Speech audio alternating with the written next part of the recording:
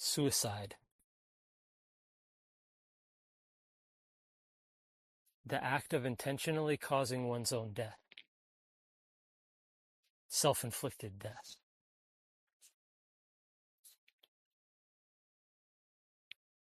The beauty of this world seems so perfect. This world can be so incredibly delightful, but it feels out of reach.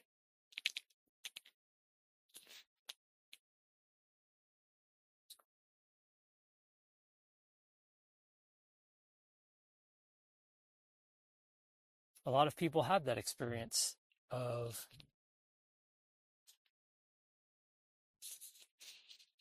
having a utopian life, and this occurs, it's a spectrum, you know? There are people in the universe that have, one could say, a complete utopian life. And there are people on the opposite side of the spectrum where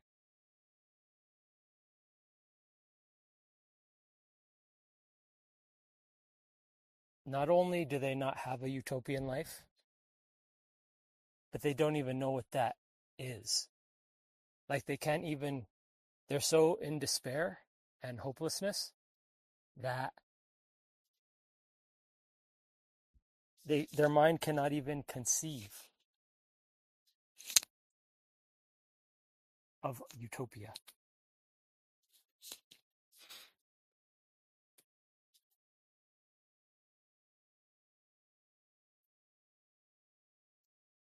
For some people, their life is almost perfect, you know?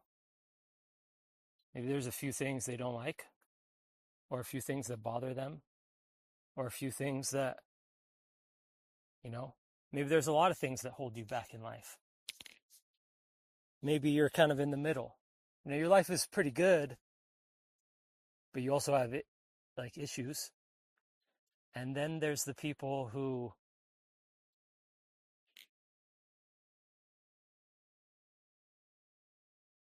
not only can you see what utopia would look like, but it feels so far out of reach that it's like a mirage. It almost feels close enough to touch it, but so out of reach that it's like a mirage.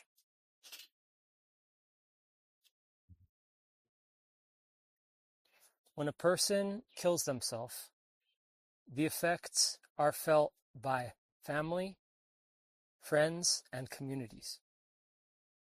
Now, there are some people who, if they committed suicide, they don't really have anyone, you know, they're so isolated that they might not have that. But even still, you know, depending on how they execute their death, it could have an incredible impact on people still. Society, communities, as well as, you know, someone who has to deal with the body, right?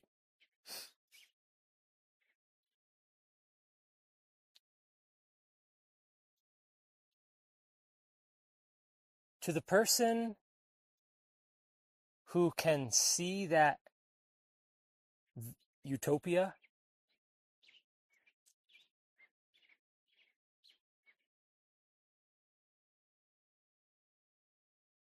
and they're sort of like a poetic person,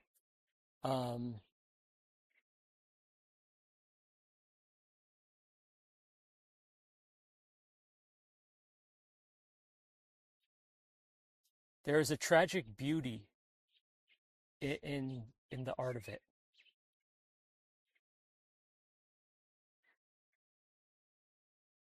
In the mind of that person, I'm saying, right? That's a common perception that people have.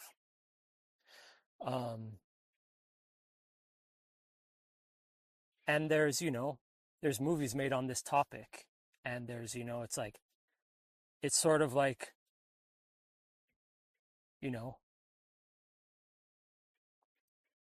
like Romeo and Juliet, for example, is a classic tale, you know, Socrates, you know, there's movies and stuff. So it's like, because life is so beautiful,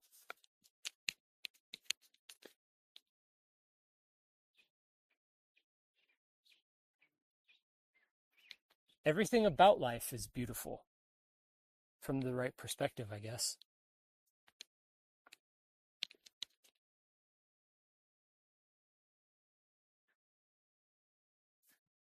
And so, you know, death is a part of life, right? And so there's beauty in death as well.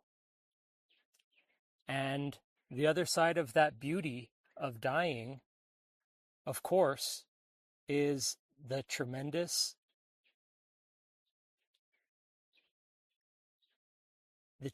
pain felt by the people who love the departed. An inexpressible feeling, you know, a tremendous inexpressible pain and feeling sorrow. And you know, emotions in general that may be hard to express.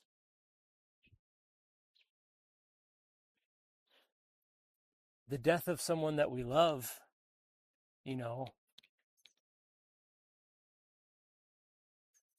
it really depends on, you know, the way that you see the cosmos, I think.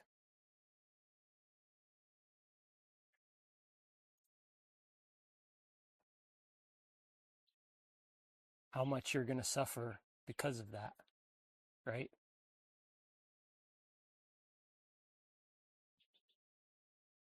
It deals with, it's our own level of spiritual awareness that, you know, of course,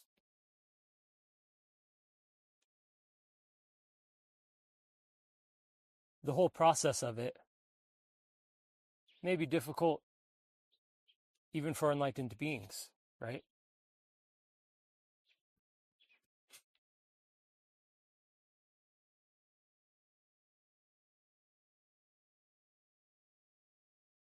For a lot of people, it's the hardest thing that they ever deal with.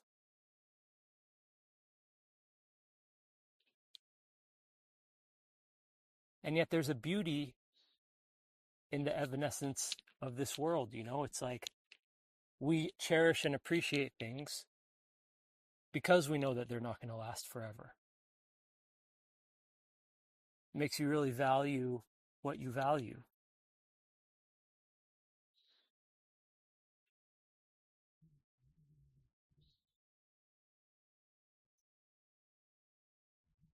And there's a sad beauty in suicide. To be so sad, so poetically out of reach of one's ideal world, to spill their blood on the beauty of life that is so far out of their reach. A silver thorn, a bloody rose, lie crushed and broken on the virgin snow. Right? There's music that talks about this, right?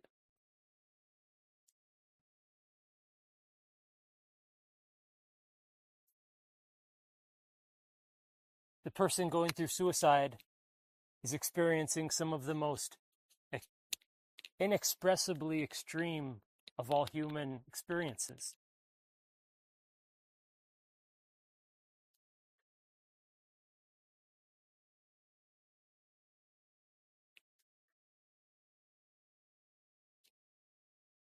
And on the other side of that coin, on the same other side of it, the same thing is the person who loves that person.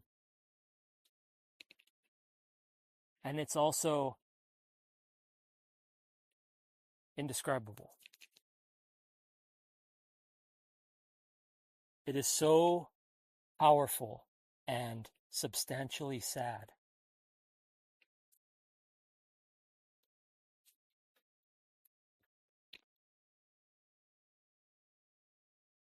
even though death is a part of life.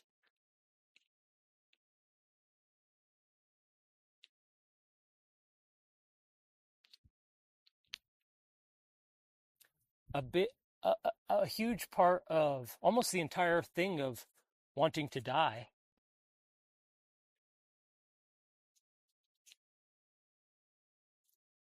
is feeling that one's ideal life is out of reach, accompanied by unbearable amounts of suffering.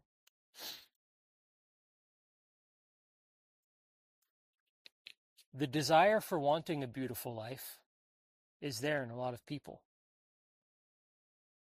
Tragedy is the feeling of losing that beauty in life.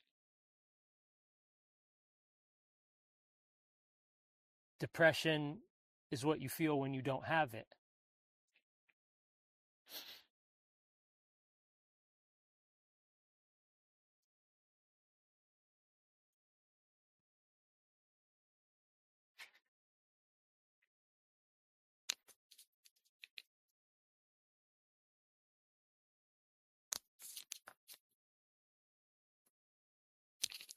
Non-attachment, often referred to as detachment, is a concept in various religions and philosophical traditions. It encourages a state of being unburdened by emotional or mental attachments to things, people, or worldly concerns.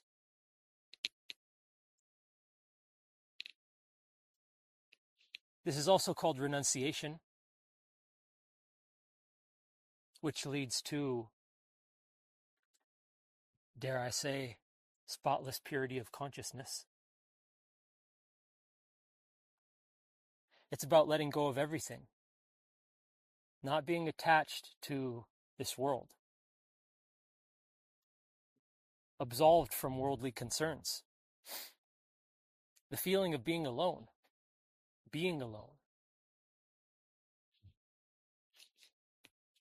isolation, facing challenges. Solitude at its core, from the sense of worldliness, describes a state of being alone, either physically or emotionally. It can be a positive experience, allowing for reflection and connection to oneself. Or it could be a negative experience,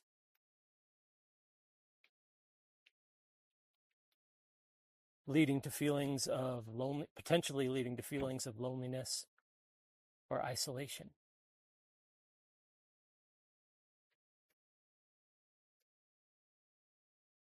Solitude can be a deliberate choice, a means of self-discovery, or a temporary state of wanting to be alone.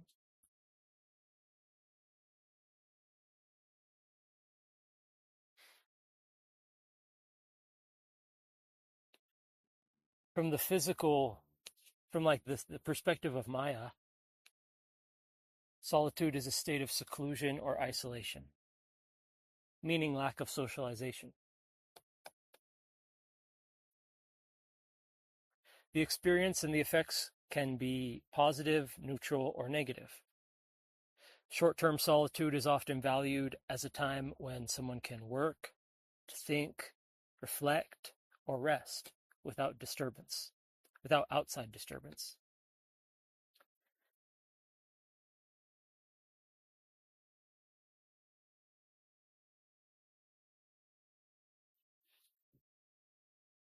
Acceptance means acknowledging the way that things are.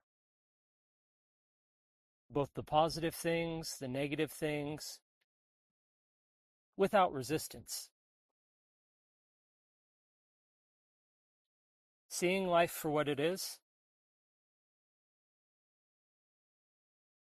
even if it goes against your own ego.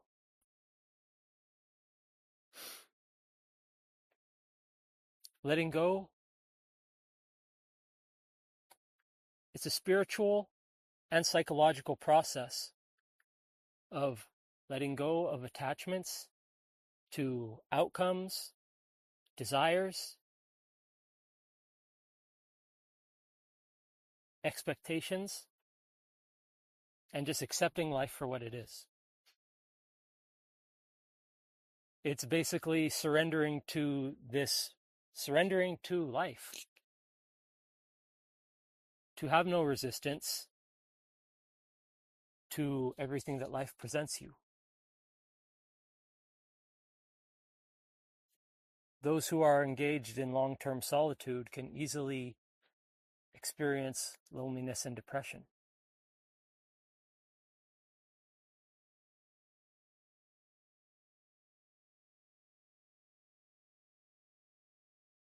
However, many spiritual practitioners around the world regard long-term solitude as a means to enlightenment. Solitary confinement. It has been a punishment method throughout history, throughout the world, and it is often viewed as torturous.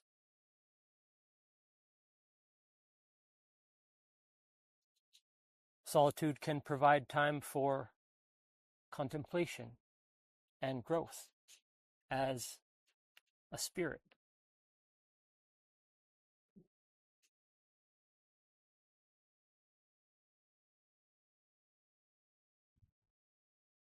What about when people's dreams get shattered and apparently or seemingly scattered into the wind? The winds of fate, or time, or Maya.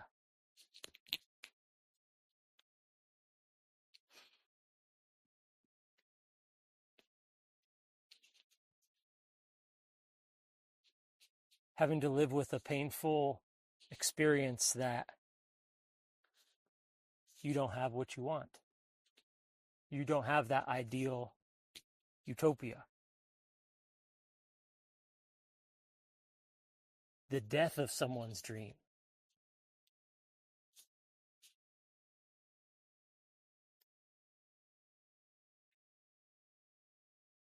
Now,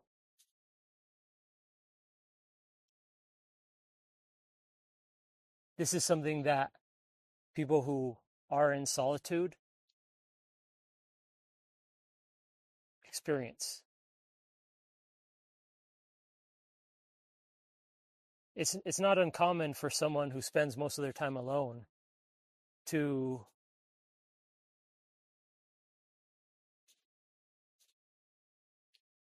I'd say it's 50-50. I'd say half of the people that spend their time alone, they enjoy it.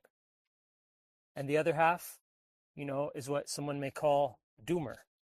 Someone who, and that's a spectrum, and that doesn't apply to everyone. But it's just, if you look at it from a broad perspective, is what I'm saying.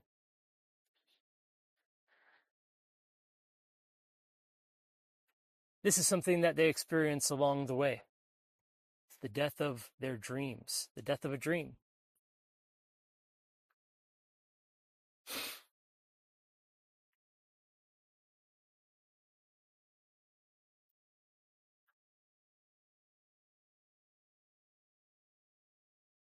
With no positive resolution in sight.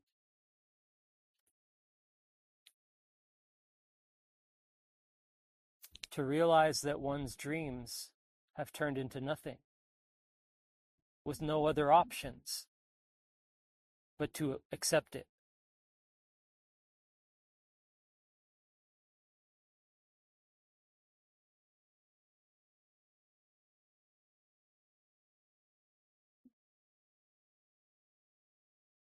And what choice does someone have but to accept it?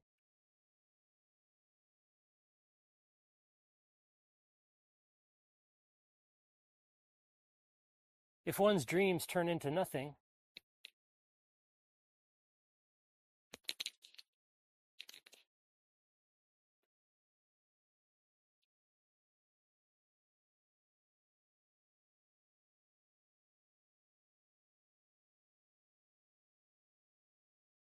What choice does one have? But to come face to face with the odds of their life.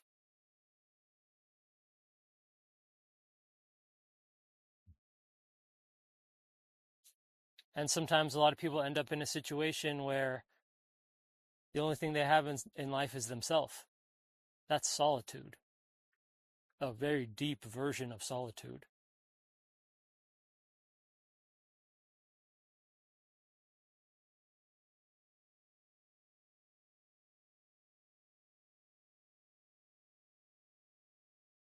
Dreams destroyed.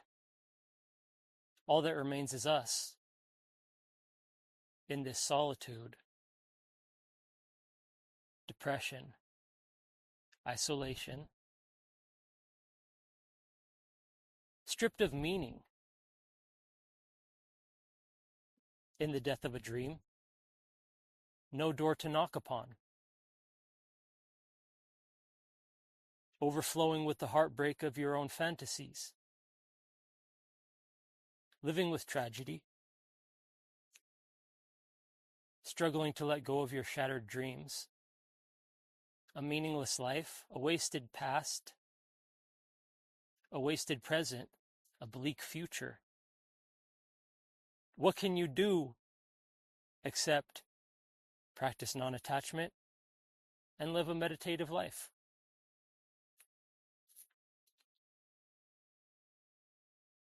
Attuning oneself to life, to power.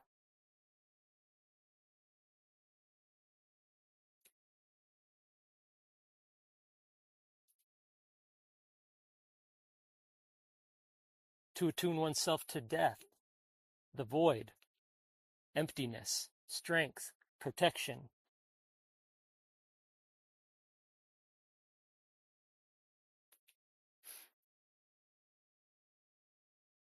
It's going to be a long journey to get you from that dark place to somewhere else. Some people choose to attune themselves to nothingness. This is called the black pill.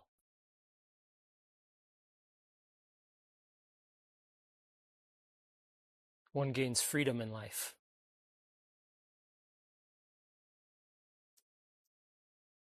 One gains mukti.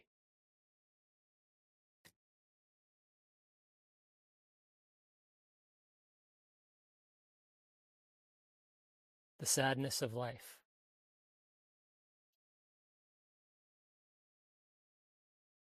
The meaningless emptiness of the life of a doomer. And I'm using that word in the broadest sense.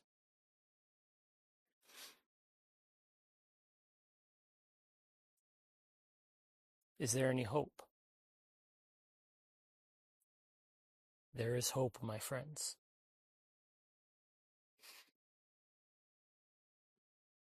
Even though it seems like there's no paths for you, there is a path for you.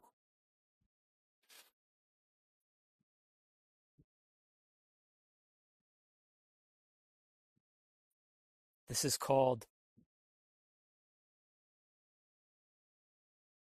the black pill.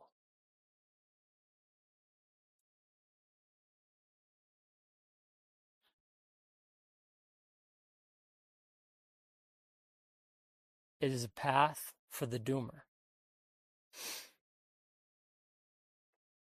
Indifference.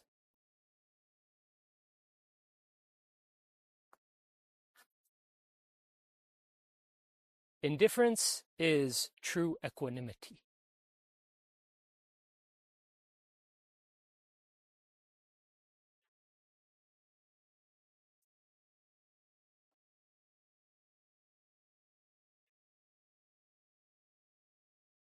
It is true peace.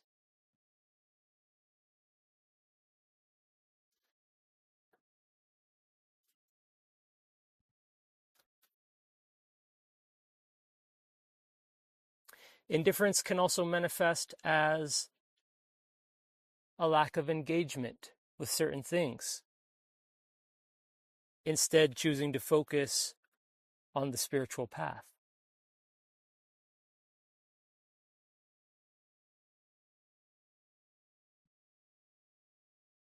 It involves recognizing the impermanence of this world and dealing with the experiences of life without strong preferences or judgments, which leads to a state of peaceful equanimity.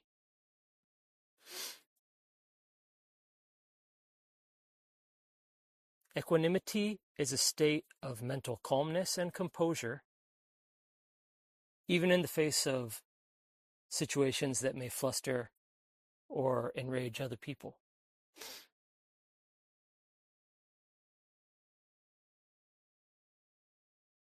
It's about non-resistance, without trying to force outcomes or control situations.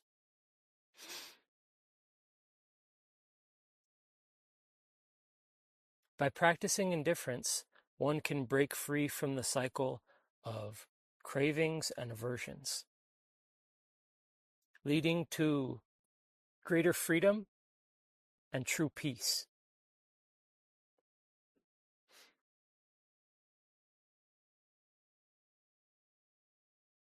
It's about fearlessness. It means not being concerned with the outcomes of events.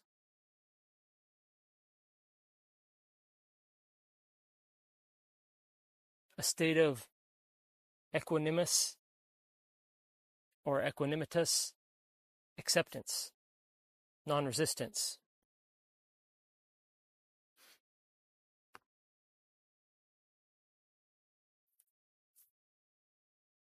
Non-resistance is true inner stillness. This is the state of yoga.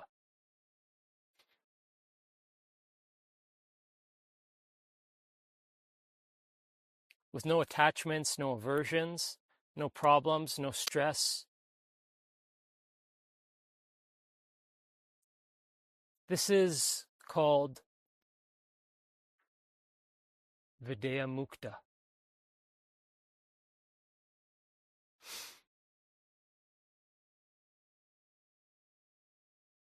It involves letting go of resistance to circumstances, emotions, thoughts, without resistance to life, without resisting the Maya.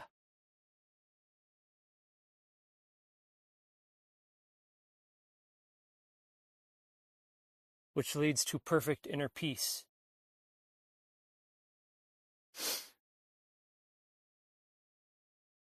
Without attachments,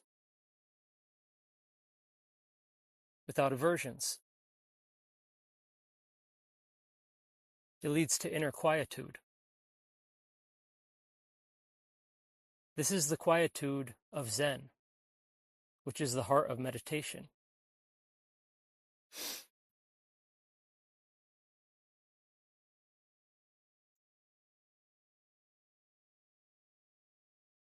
No longer resisting the Maya.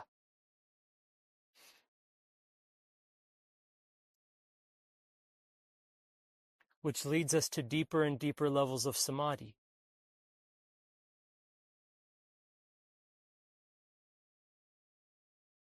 It involves a calm mind, devoid of hatred or anger, devoid of worry and fear. This is true openness, as free as the sky.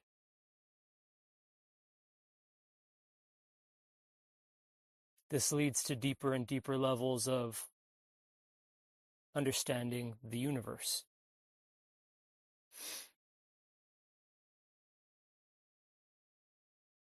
This is true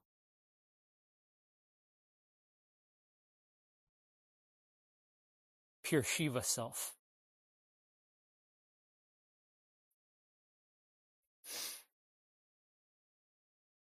This is not the same thing as political non-resistance, pacifism, or even nonviolence. It is a state of freedom found through letting go of personal biases and attachments to Maya.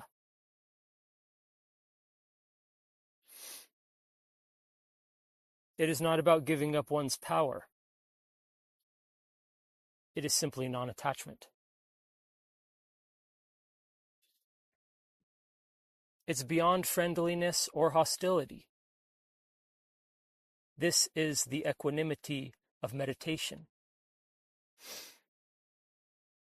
It's a state of true even-mindedness, where you can observe Maya without judgments or aversions and attachments.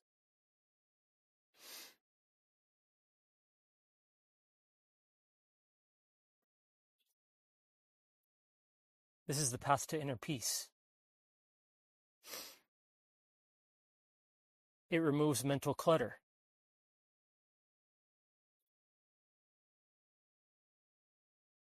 What about the regrets of our life?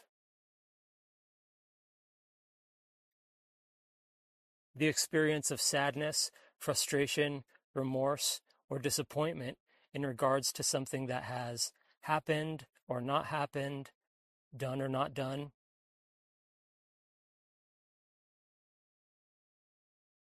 Especially things that people perceive as missed opportunities or mistakes. The emotion or the experience of wishing the past was different.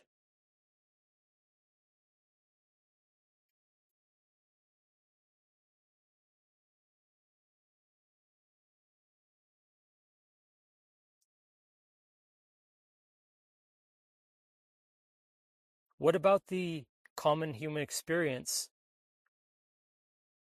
of facing challenges and setbacks?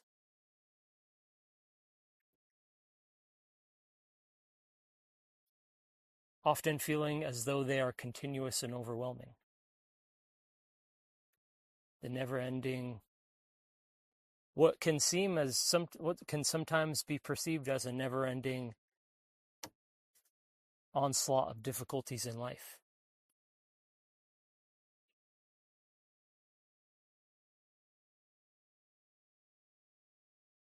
What about living with heartache? It's our attachments to the dream, this dream world that we find ourselves in.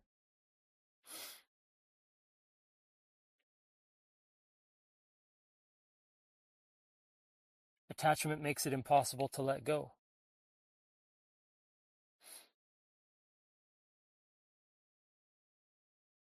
This is the process of heart aching.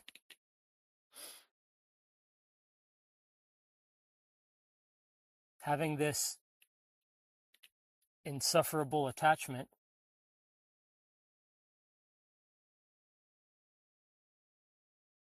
it prevents you from moving on to the greater stages of samadhi.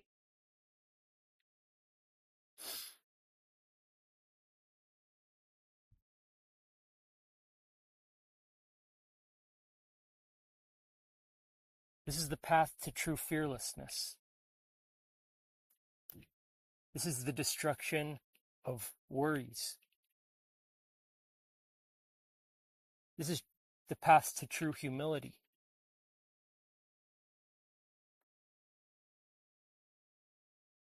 Letting go of our attachments is the starting of a new chapter in life.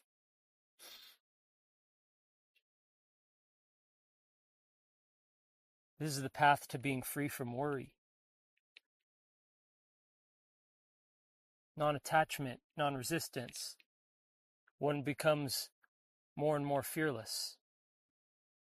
A state of deeper and deeper fearlessness is attained.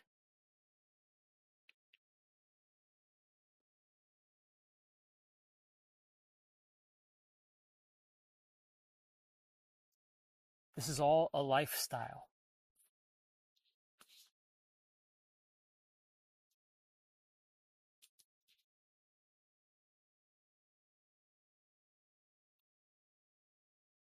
This lifestyle begins with meditation.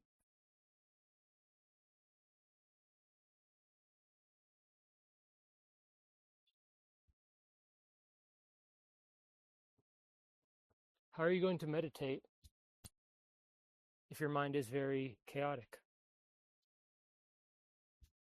How are you going to relax unless you let go?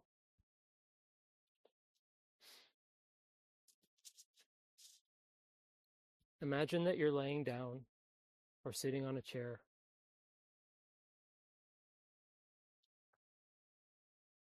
or a couch or whatever. In order to have rest, there has to be a certain cessation of movement, right? Like when you're truly like relaxing, resting, your body is a certain stillness. Your mind is a certain stillness. Your heart.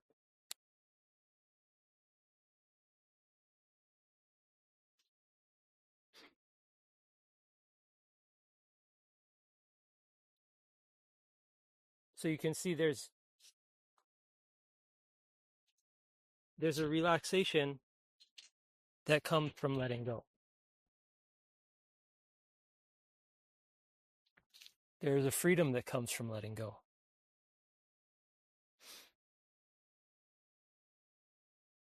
If you think about the times that you enjoy life the most,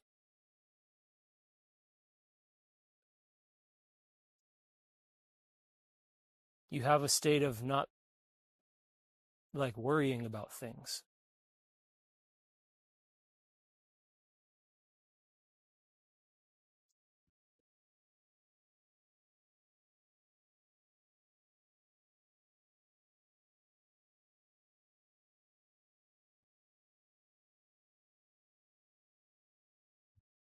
And certainly, most certainly, when we are relaxed the most, we let go, right?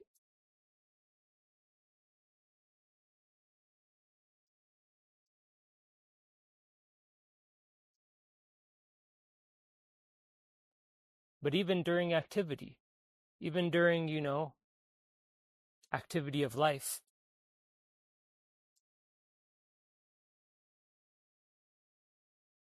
non-attachment makes things more fun in general.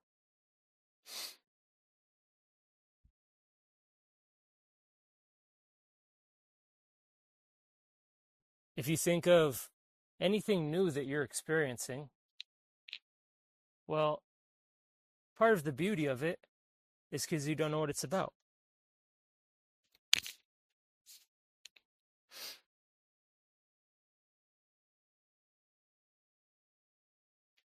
And that could even apply to things that you've done in the past.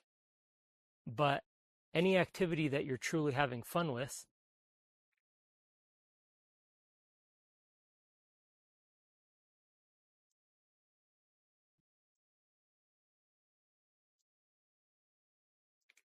there's a certain carefree detachment there.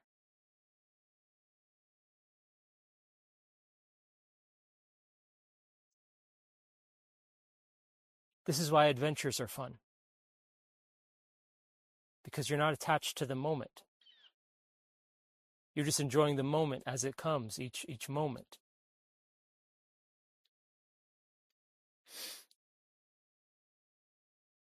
You don't have to be attached to it. That's the enjoyment of it. When you're doing something that you truly love, there's no need to be attached to it in that moment because it's just there and you can just enjoy it.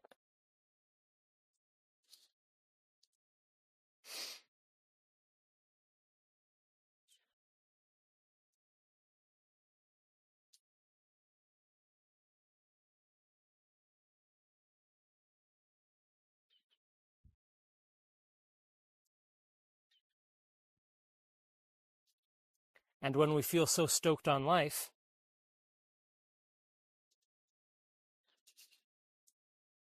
in that moment, we are free from wanting things, free from worry.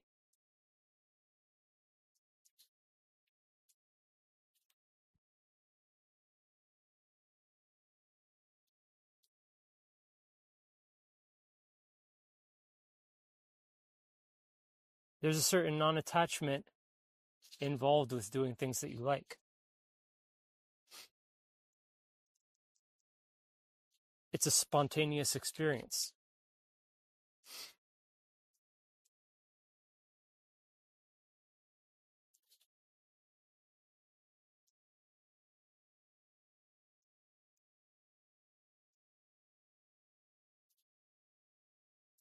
And I think part of what makes that experience enjoyable is because you have no attachment to it.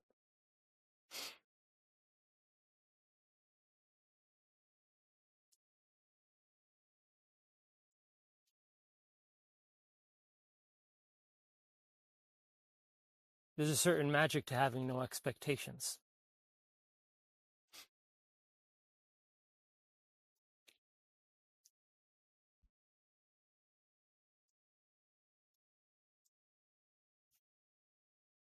And so our life becomes more magical when we drop our expectations.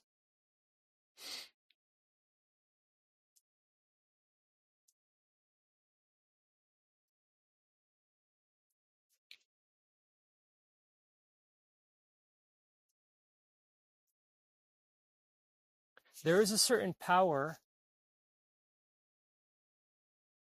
in various methods towards spiritual pursuits.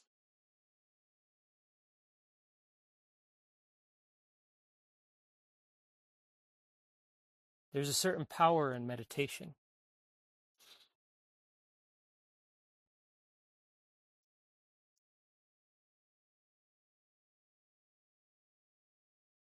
There's a certain youthfulness that one gains.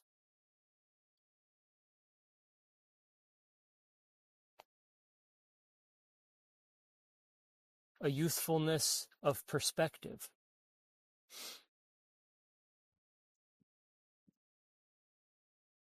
Life becomes more fresh.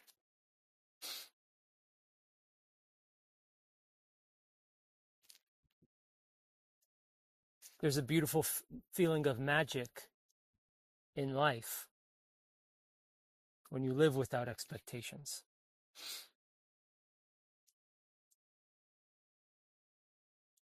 Hatred is born of attachment and aversion from not accepting life.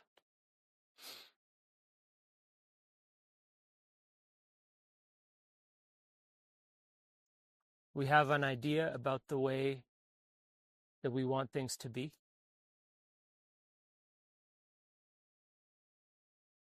And life is not that way.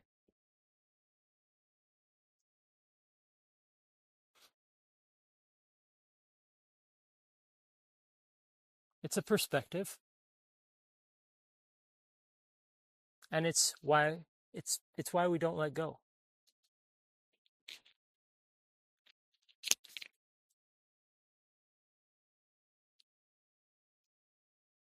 We feel anger and heartache trying to pursue our dream even though it feels dead.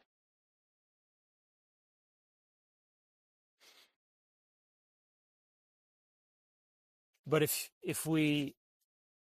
someone abandons their dream entirely, they can feel hollow and depressed.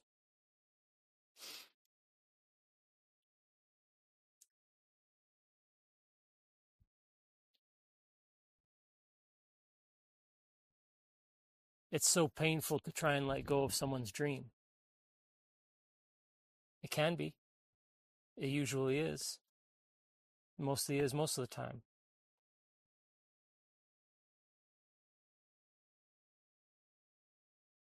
And one goes insane trying to accept the things that they don't want to be.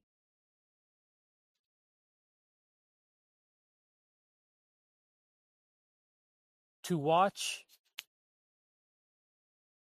your dream die before your eyes. And then you have two choices. Do I want to keep going for the dream, even though it looks dead? Or do I want to just let it go?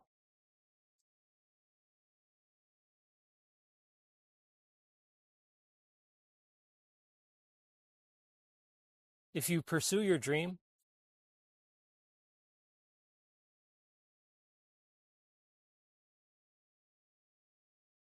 you will suffer because things are so bleak and dead seeming.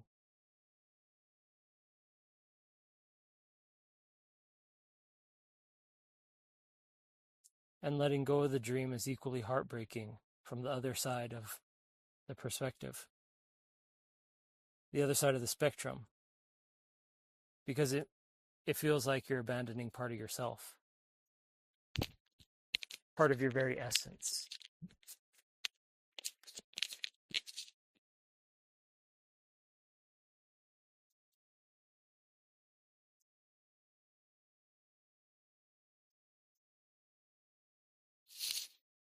It's a maddening process. On one hand, you feel like your life is over, and on the other hand, you feel like you are over.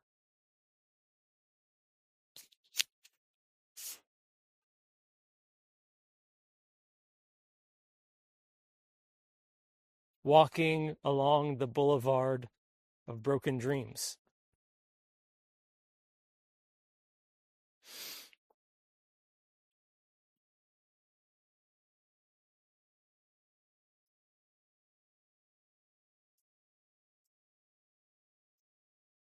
To come face to face with our dream that's dead is horrifying.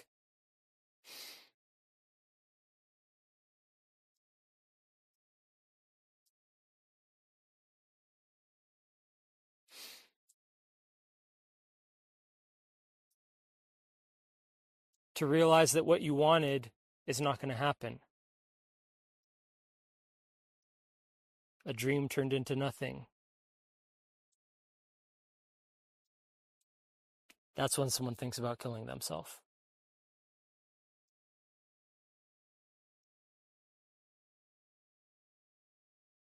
And this is so that they can be one with their dream. Because if their dream is nothing, then death is a way of joining that dream.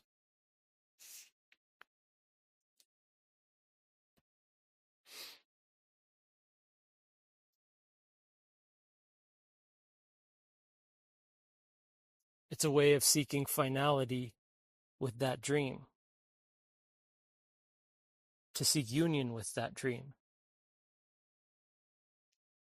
If you cannot have the dream in life, then have the dream in death.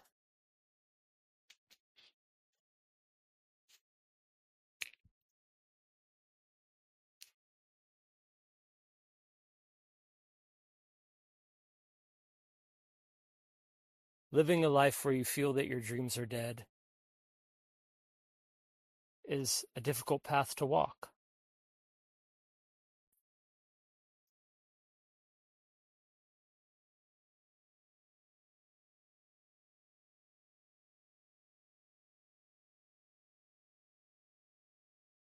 We feel that we're missing out on something. We do not feel fulfilled.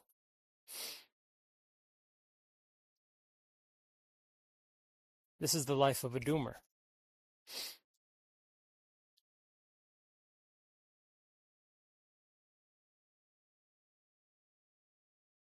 You only have one path at that point. A path that leads to yoga.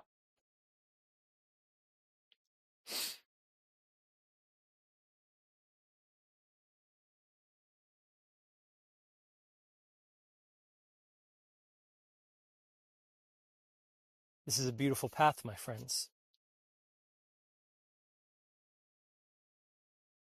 is the path to liberation.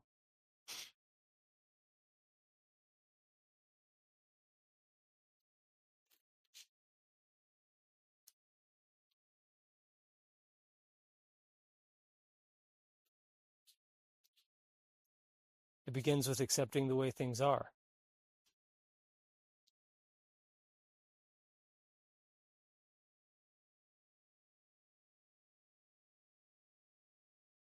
It starts with forgiveness, which leads you to non-resistance. It's about embracing life.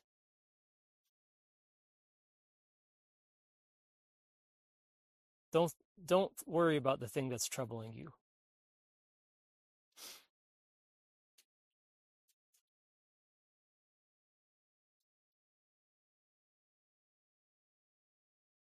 Don't focus on your pain for a second.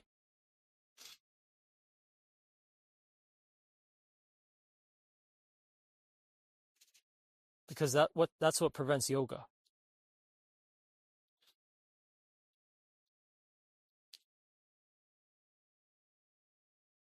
You're not going to be able to accept life if you have this deep pain inside of you.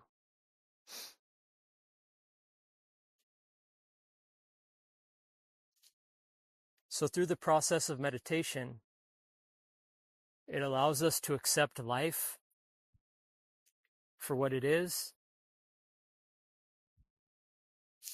without being attached to that pain. It's the process of letting go of that pain.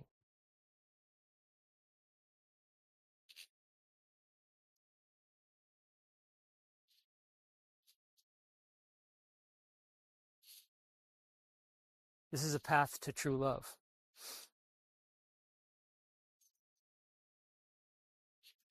Because love can only happen when you have no ego.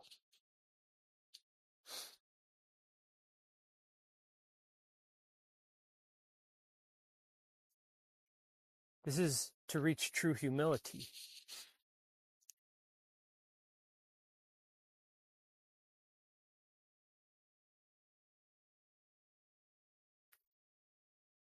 It starts by accepting that things are not the way that we wanted them to be or want them to be.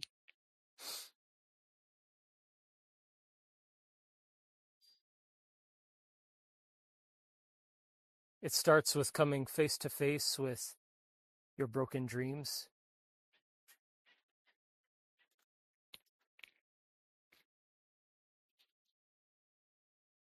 And from there, starting to practice meditation.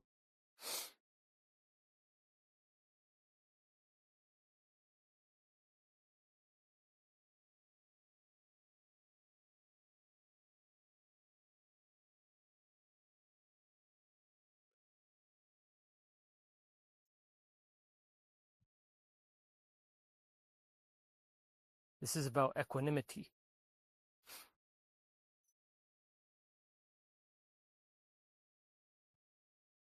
It'll make you forget about your problems.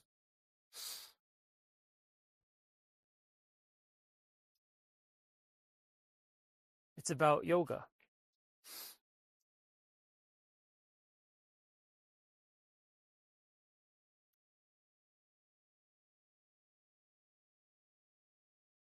It's a path of non-judgment.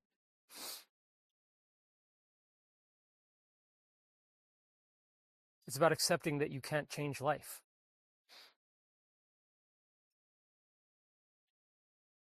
And making the most of your current life.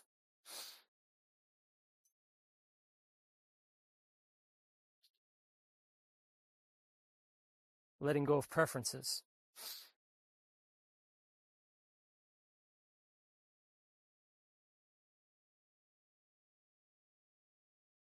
Because life will be so much more lovely for you this way.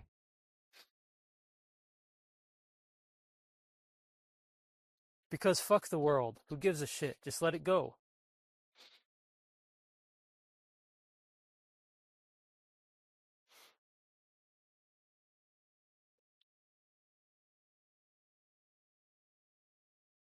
Well, this is the path of yoga, and I'm going to explain it to you now.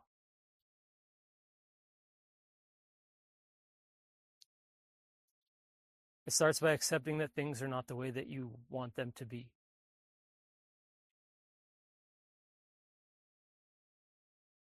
Then it starts by recognizing what your path is in life.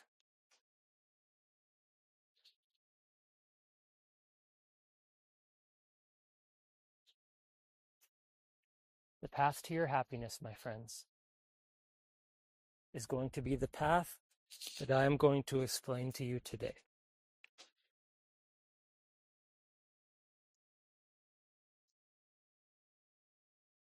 We cannot change the world.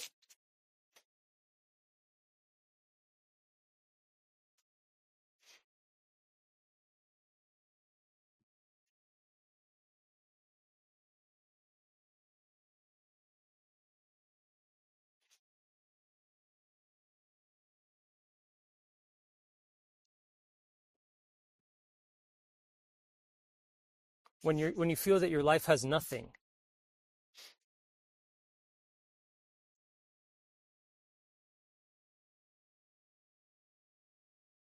you feel like you're suffocating.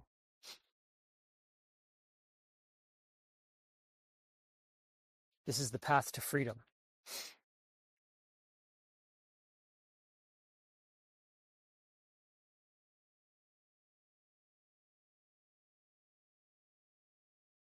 The practice consists of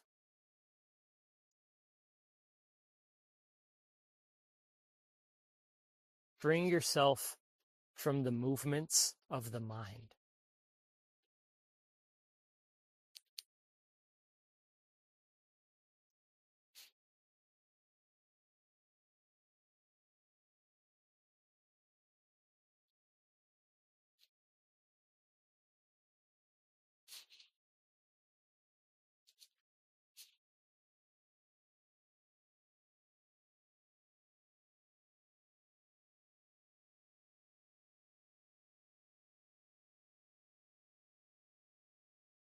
It does require letting go.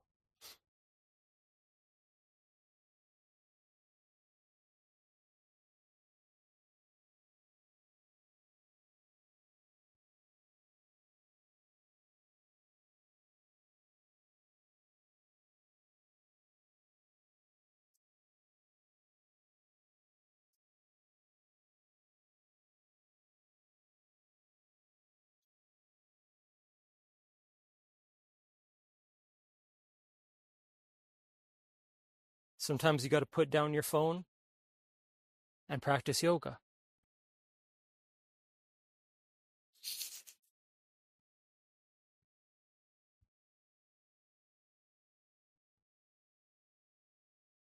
Yoga is nothing more than the process of letting the mind become calm.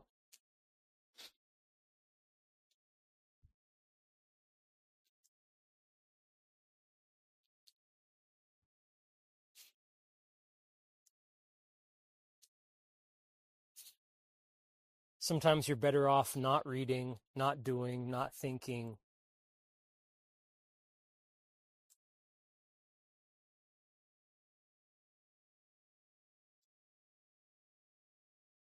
Yoga is a calm mind.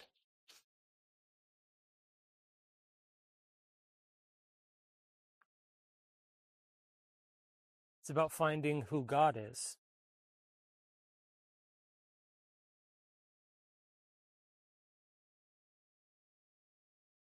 But in order to do that, you have to put down your cell phone.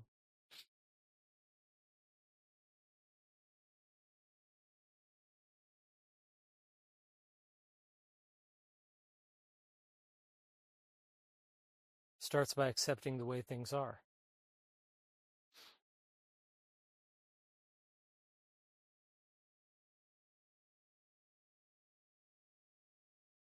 And then you have to focus on what you love.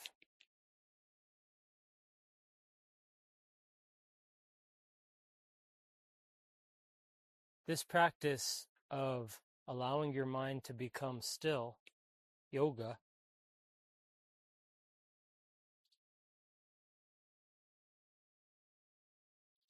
frees you from trouble.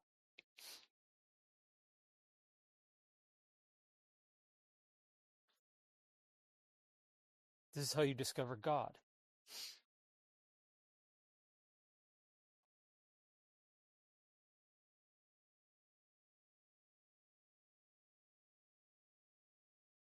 This is the art of becoming without fears and worries.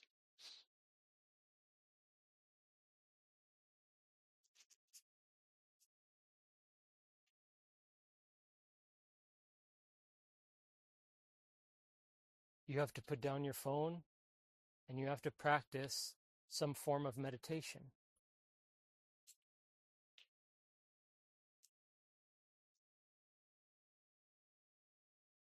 Meditation is the art of calming down your mind.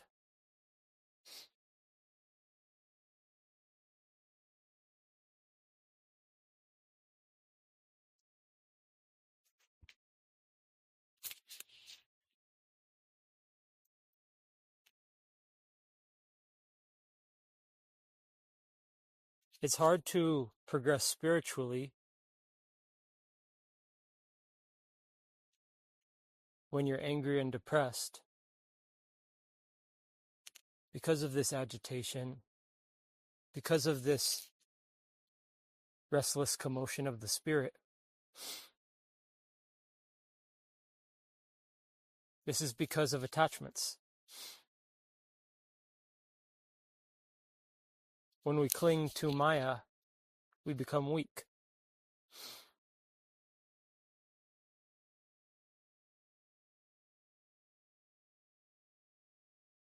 This is the path of strength.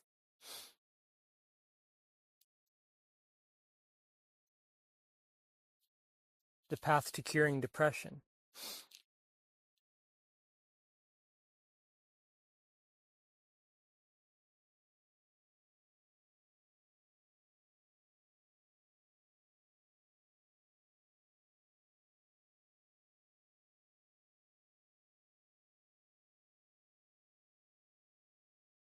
We cry that life is not a certain way. Yoga is the path of letting go of that attachment to making you feel that life is not okay.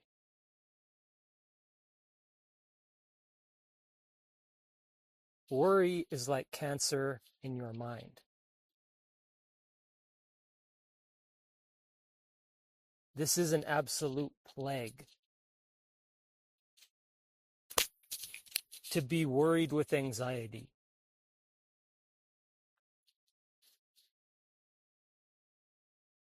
Being pained because of your attachment to Maya is also like a sickness. It shows that you still believe that the ego is real.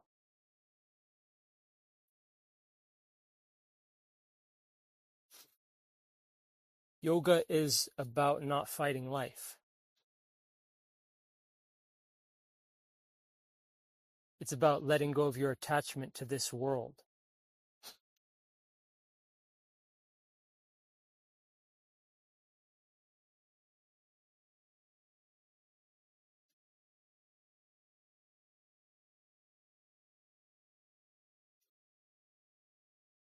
Maybe your hair is falling out. You have no friends. Maybe you're always alone. Maybe everything in your life went wrong for you. Maybe you've always been alone. Maybe your life has always been bad. Maybe you think that you are ugly. Maybe you missed out on important opportunities that would have made your life amazing. Maybe your dreams were crushed. Maybe your life is bleak.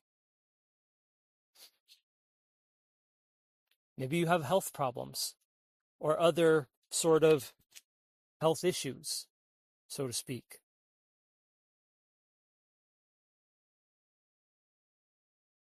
You can still progress spiritually. Your life is not over.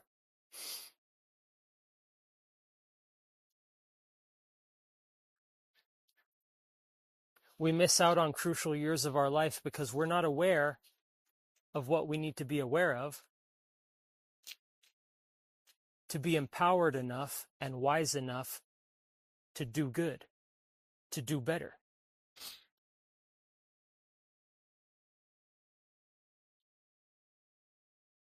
That's the hardship of life. At least that's half of it, right? The other half of it would be the external things that just happen in life.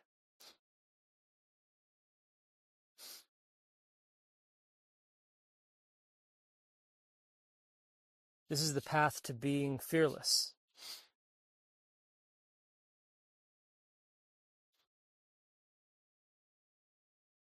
Yoga is the practice of being aware of this present moment.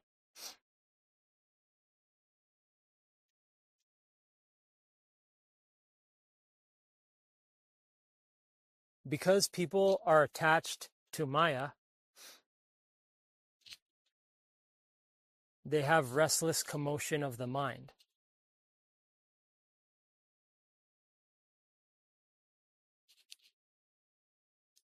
True meditation can only come when the mind is calm.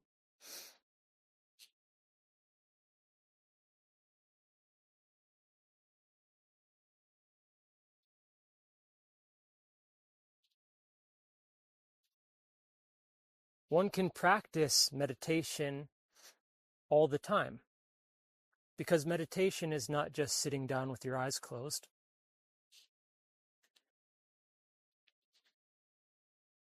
Meditation is about dissolving your attachments, that is to say, letting them go.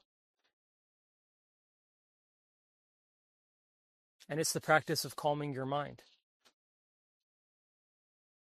That's what meditation is. Meditation is the practice of calming your mind. But in order to do that most effectively, you do have to let go of a lot of stuff.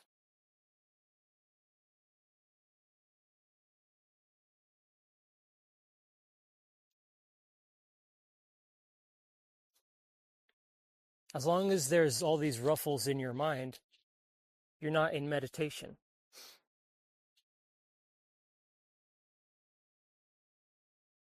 This does not mean that we do not like life.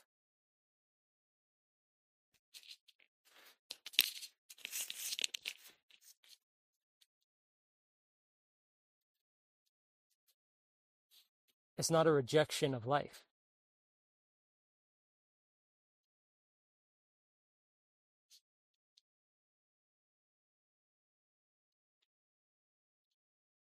Meditation, this practice of meditation leads to being fearless.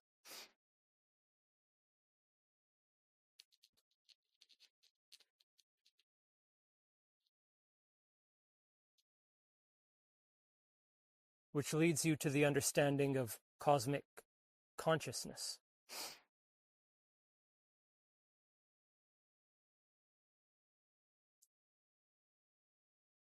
The path of solitude is useful for the practice of meditation.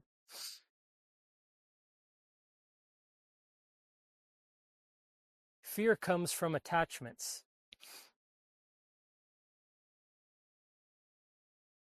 This is why meditation dissolves these attachments.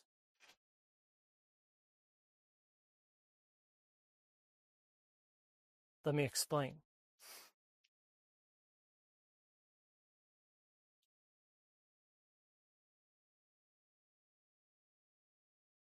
There are certain things that you're going to have to do in order to master yoga.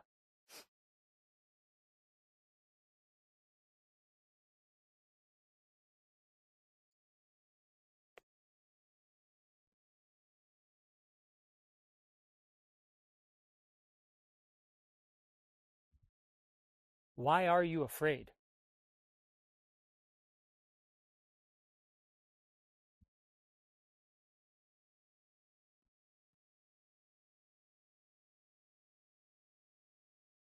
True meditation can only happen when you let go.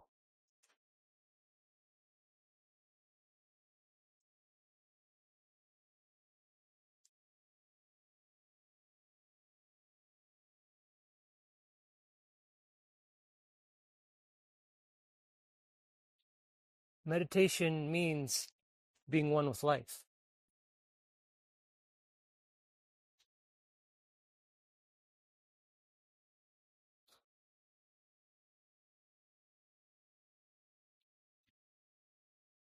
This is a path to eternal bliss.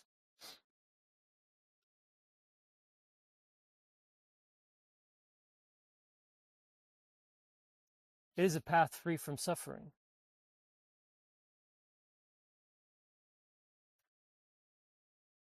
It is a path of becoming one with life.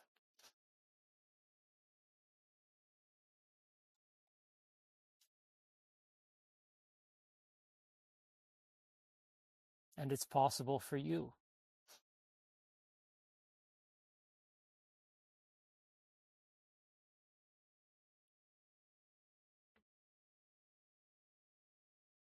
By meditation, one is free from worry.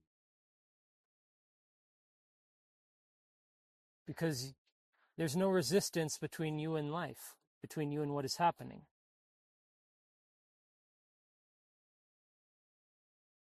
Do you want to be fearless?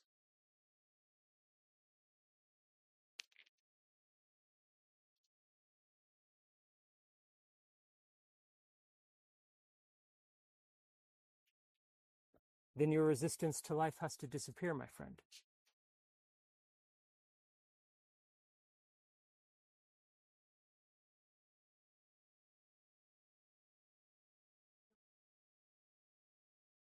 This will make the good parts of your life feel like heaven.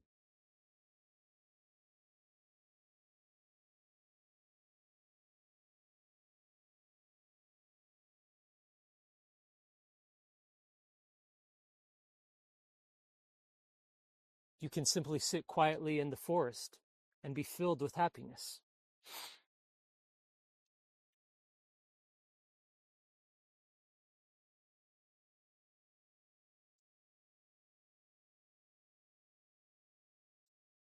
For no reason you'll be happy.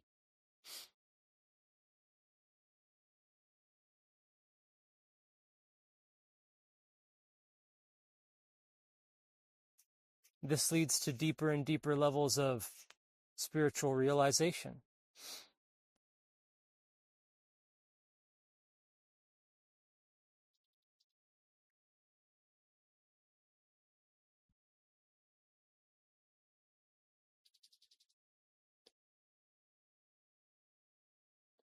Meditation is the art of having no mental movements.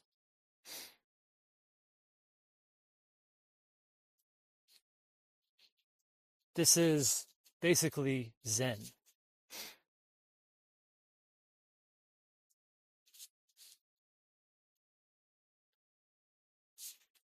The practice of meditation involves quieting your mind and letting go of your attachments.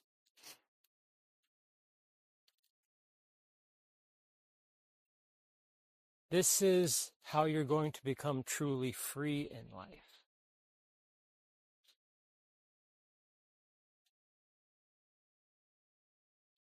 This is the art of becoming one with life. This is why it's called yoga. The word yoga means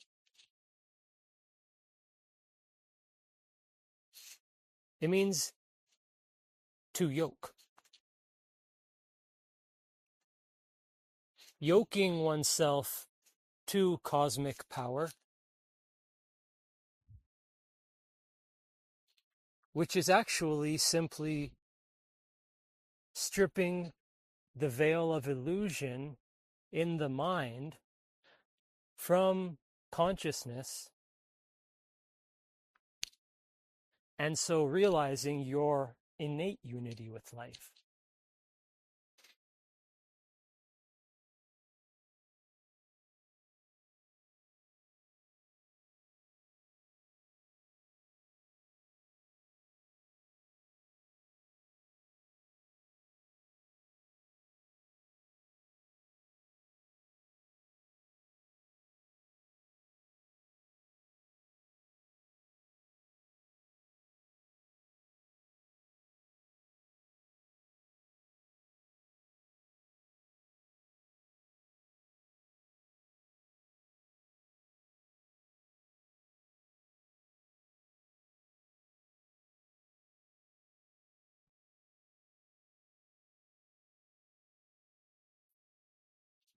It's a path of personal power.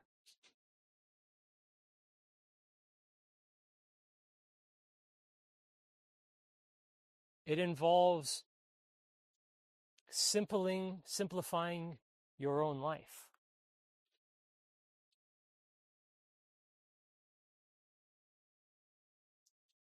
It's a meditative approach to life.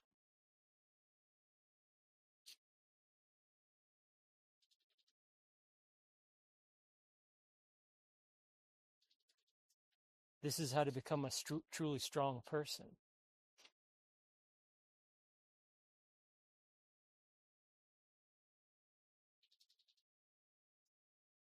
Meditation is the art of focusing on this present moment.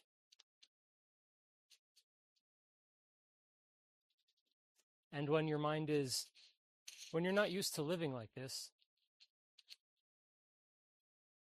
it is something that you kind of have to force yourself into a little bit to kind of in other words, it may seem a little difficult at first. But once you start simplifying your worlds, it becomes easier.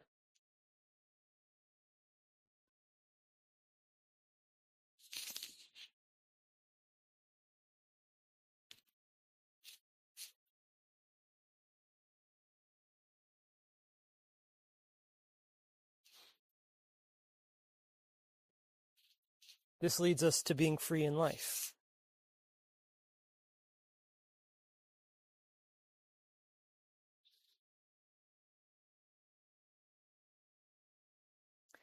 This is the art of being mindful of this moment. And you can do it too.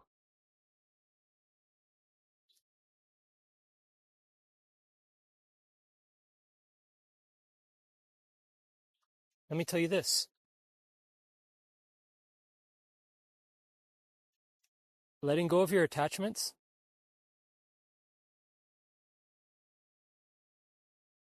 and developing a spiritual journey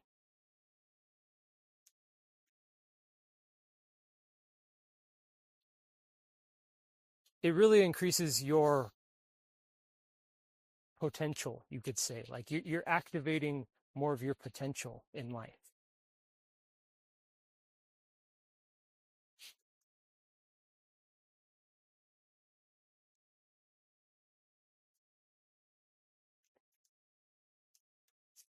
People are not used to yoga because people are always doing something. Yoga is doing less.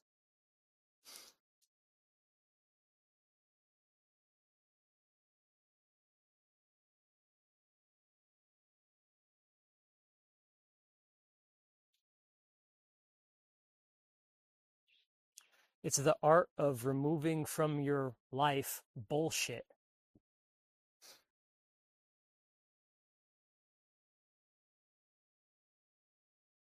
It's a path to being fearless.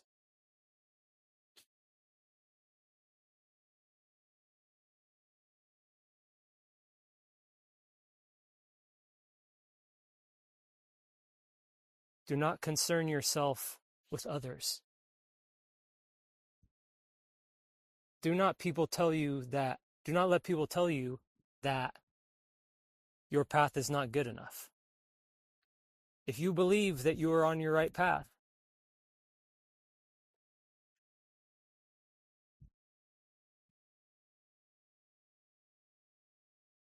you're going to have to transcend your caring about what people think of you.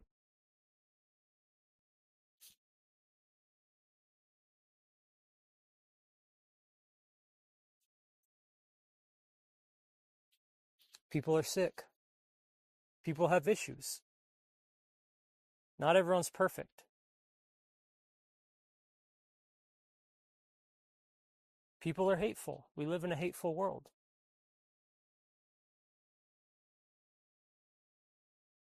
And doing yoga is going to give you the power to be yourself. It's going to give you that self-confidence to just be yourself in life.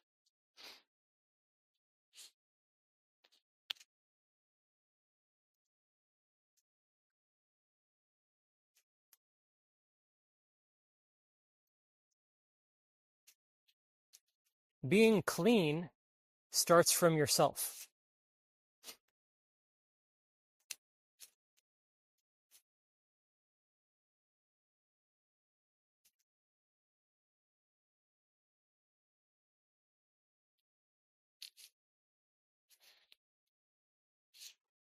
Being clean starts from yourself. However, cleaning yourself starts from the outside.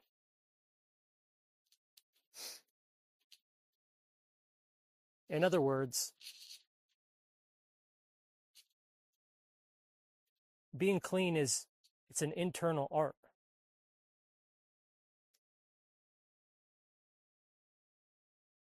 So you have to simplify your life starting from the outside so you can start working on your inside.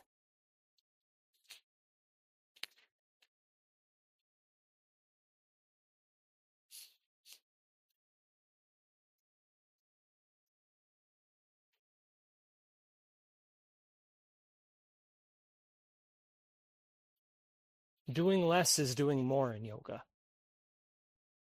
Because by calming the mind, by removing disturbance and clutter in the mind, you become closer to being equanimous, having equanimity.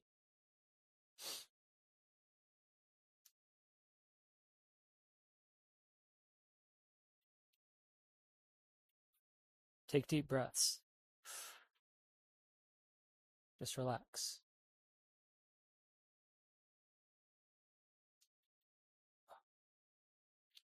Take deep breaths.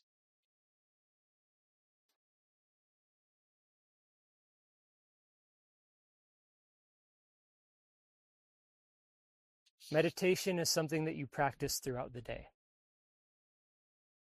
Meditation means not doing anything.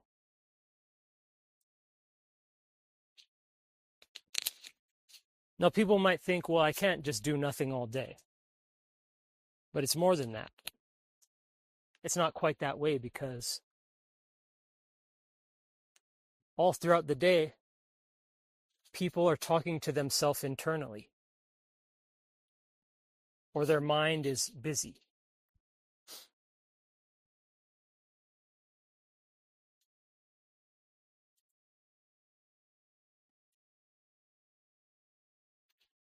It's because they are attached to this world.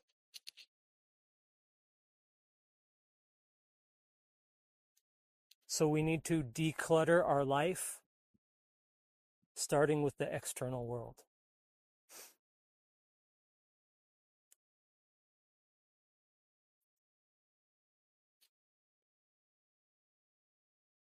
But you can't, because you're pissed off and you're upset and you're stressed or you're depressed and you're pissed off with the external world.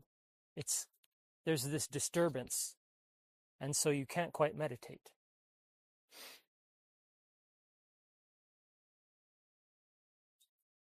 This is why letting go of attachments makes you fearless, because your mind is calm. You've detached from the external world.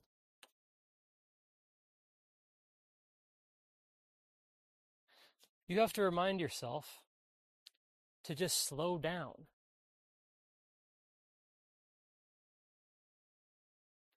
Don't let your mind be busy, busy, busy.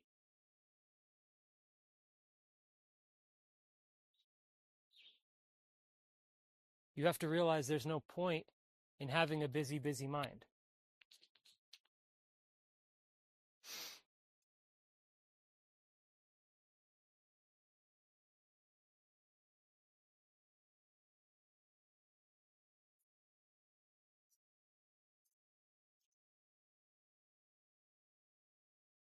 Yoga is the art of moving towards equanimity.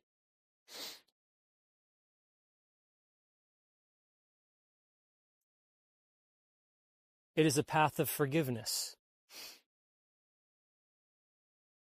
It is a path of peace.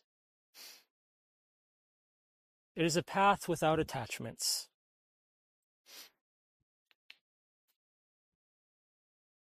There's no need for judging others.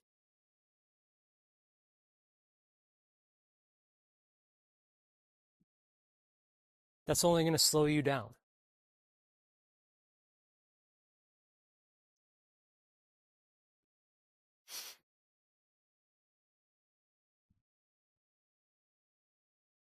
Let go of your attachments to people.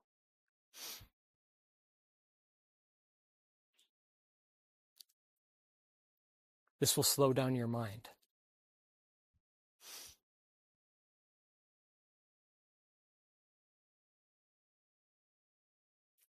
Take time throughout your day to do nothing.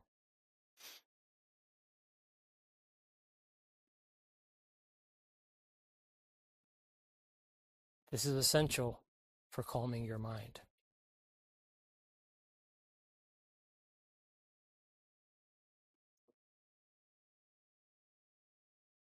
Please understand how useless it is to always be doing stuff.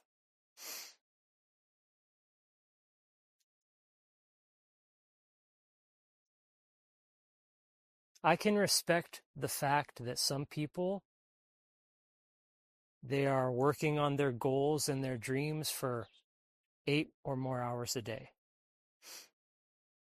That's a valid reason to be busy. But please examine your life and see if there's a lot of stuff in your life that's worthless, stop doing some of it.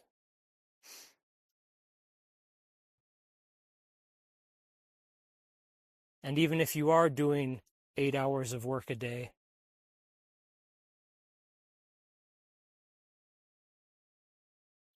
notice how your attachments to the world also make your mind very busy.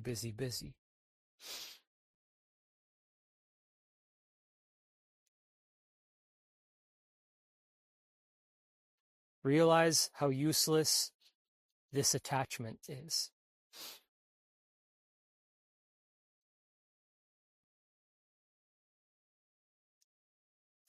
I'm not here to speak bad about anyone's lifestyle.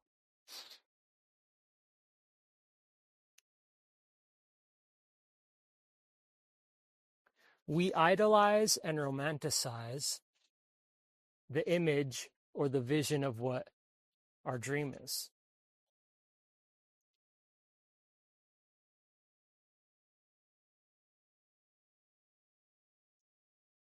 All we can really do in life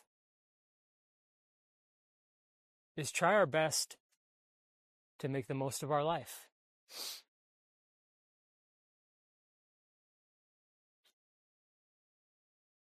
Why be worried?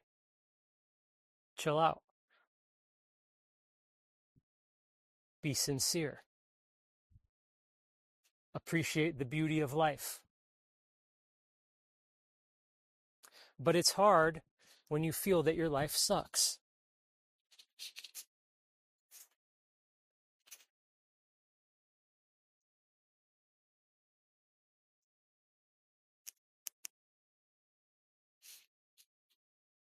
This is mostly based on attachments.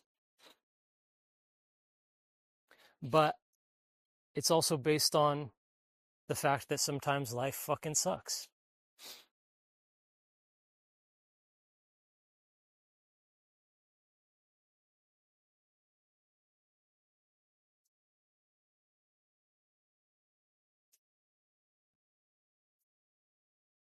But a lot of the time, when people are suffering, it's actually due to their own attachments.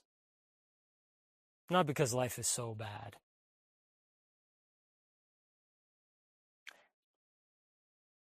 And that sounds like a shitty thing to say, because I'm not trying to say that I've never dealt with hardship, because I've dealt with extreme hardships in my life. But it's to say that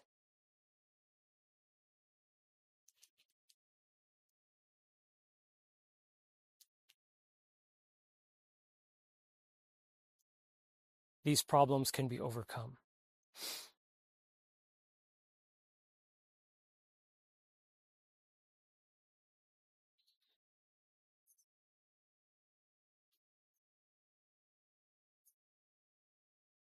In other words, what I'm saying is that it's true that life sucks sometimes.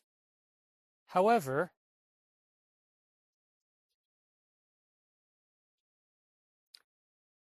even for people that have like a basically easy life, they can still suffer too. Because a lot of suffering comes from the way that we react to life.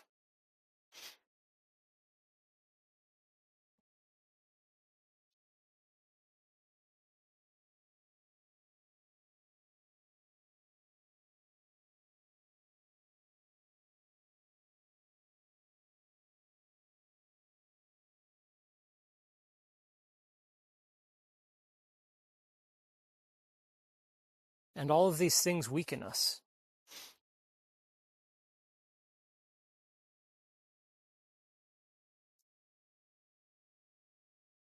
Sometimes, as they say, sometimes we're our own biggest enemy.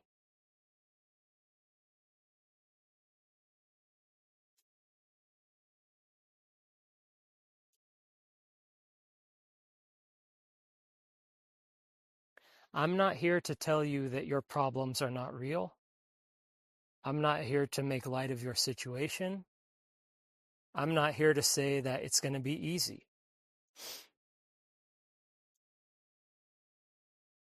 But why be afraid?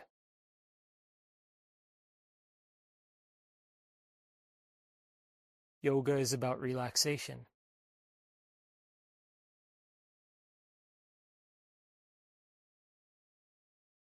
In order to start calming your mind, you need to start being aware of the present moment.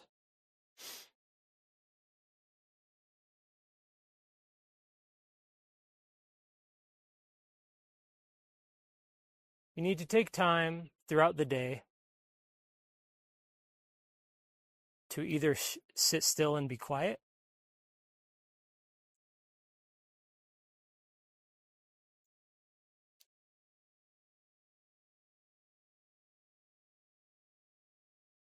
trust me, you got to sit still. You have to take time in your day to just do nothing. Trust me.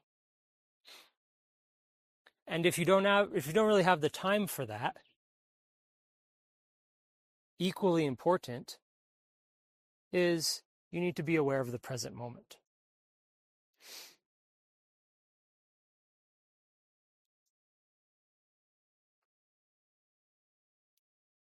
Embracing solitude helps us to chill. Letting go of thinking of objectives helps the mind to chill.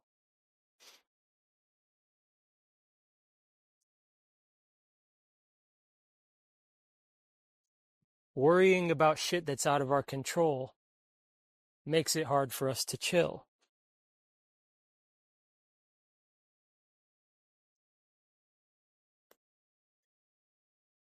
Being attached to external phenomenon creates mental clutter in your mind.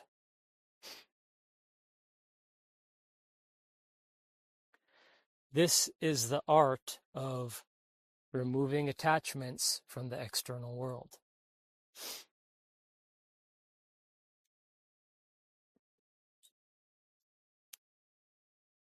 Which leads to knowledge of your true self.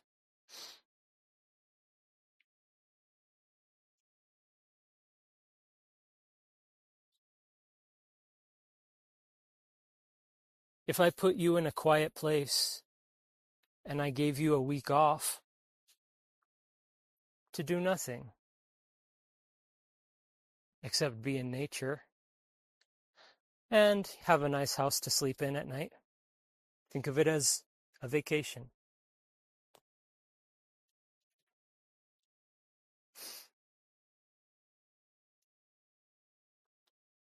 Half of you would feel perfectly relaxed, grateful to have a reprieve from the mundane stresses of working 9 to 5.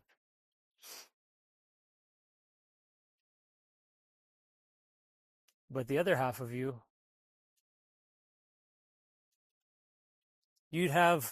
your life would be just as shitty as if you were at your house doing what you always do,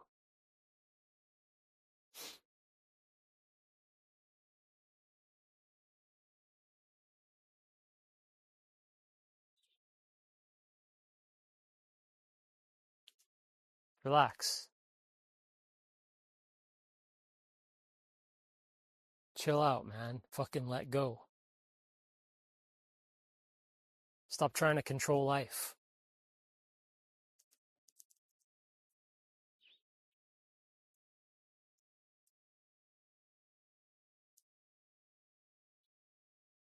Develop a strong intuition so you don't have to overanalyze about every fucking detail of life. Just fucking chill out for a minute, dude. Why are you fucking worried about all this bullshit?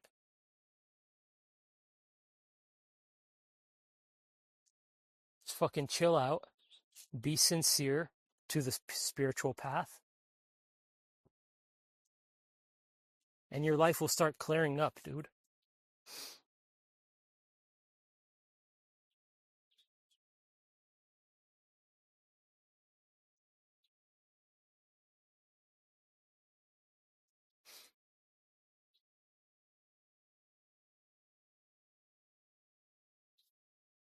As long as you continue this life of being a simp, you're never going to get the pussy that you want.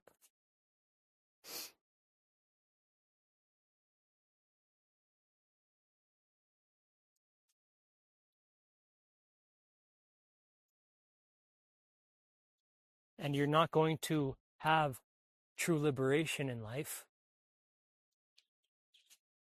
if you're simping around with dumb shit in life that doesn't matter.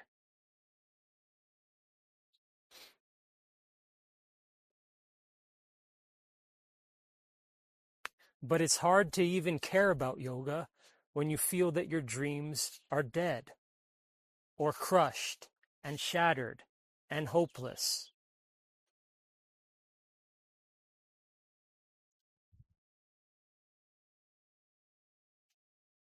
And I've been there time and time again. How the fuck do you think I'm making this video? It's because I know.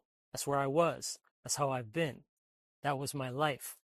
And it, I'm telling you what has worked.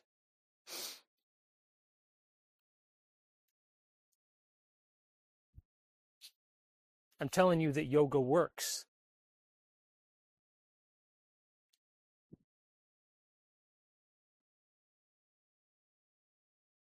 I'm telling you how I went from a depressed, suicidal doomer to someone who can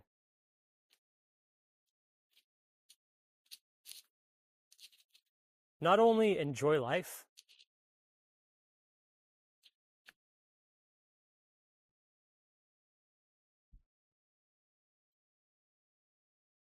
but be happy.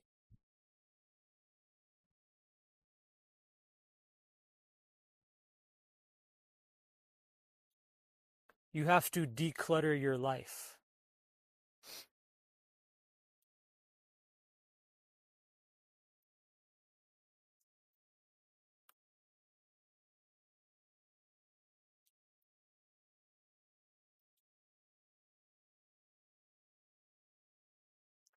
It starts by acknowledging the fact that your life is not the way that you want it to be.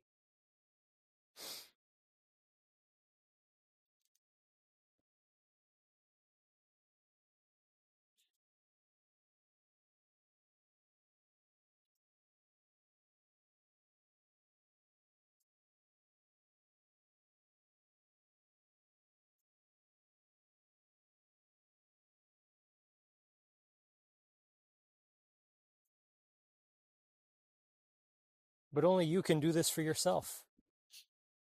I can't do the yoga for you. Your mama can't do the yoga for you. Your daddy can't do the yoga for you. Your sister and brother can't do the yoga for you. Your girlfriend can't do it for you. Only you can do the yoga.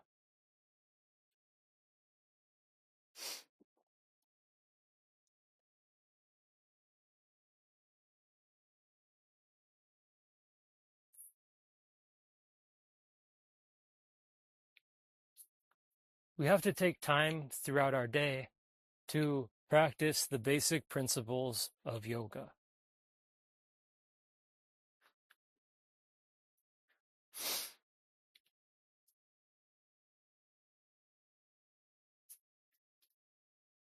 Start by accepting. I mean, obviously there's going to be different people watching this video, right? But if you're the doomer, start by accepting a simple path of meditation. If you are someone who has already pretty a decent life, but you're still not happy and you're still stressed, then work on decluttering your life. If you're the doomer, focus on having a life of meditation. And if you are someone who is neither doomer and your life is not good, you're kind of just like, anything in between, then I would say do a little bit of both.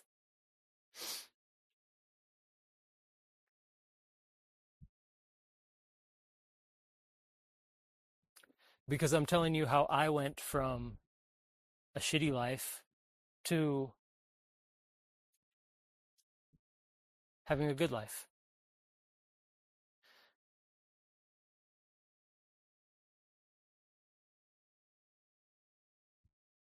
For the doomer,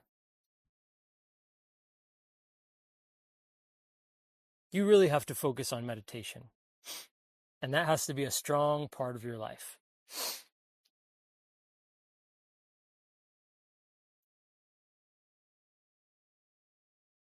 If you feel like your life is already really good, but you're also just trying to improve spiritually,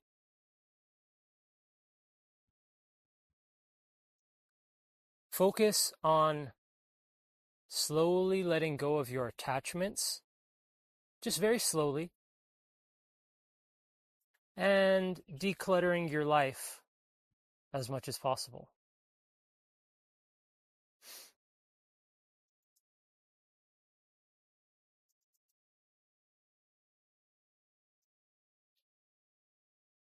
If you're the doomer, why are you afraid when your life is already nothing?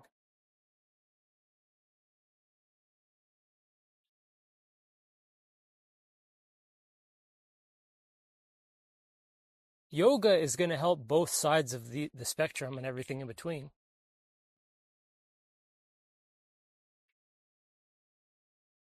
For the doomer, they got to think about yoga more often. For the person who is, already has a pretty good life, you need to focus more on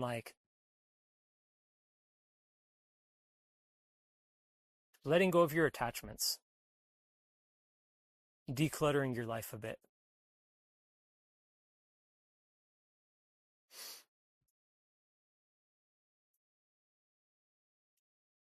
No matter who you are,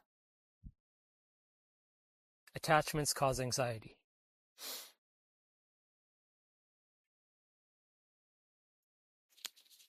The path of the black pill is a path of the self.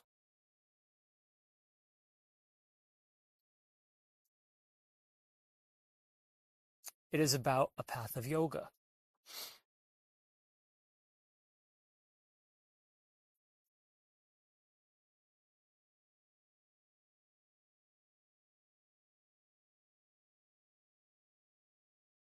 In order to practice yoga, the mind has to be very calm.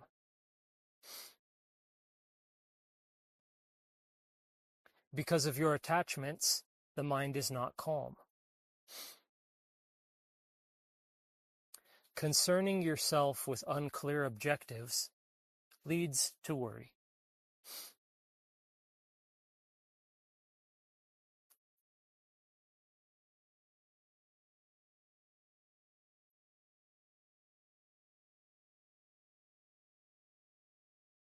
A lot of the stuff that people worry about comes from attachments to things that are quite trivial.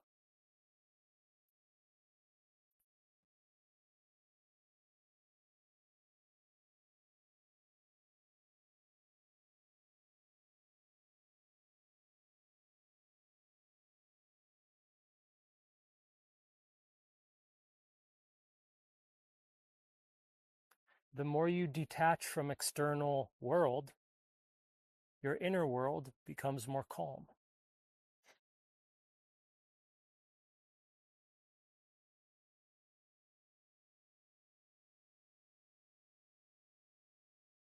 By letting go of attachments, the mind is calm.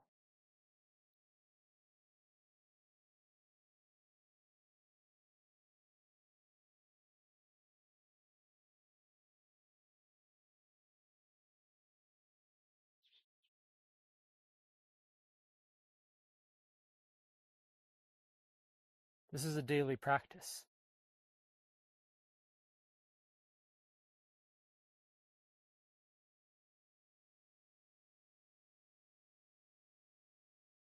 It starts by simply observing the way that life is without trying to change it.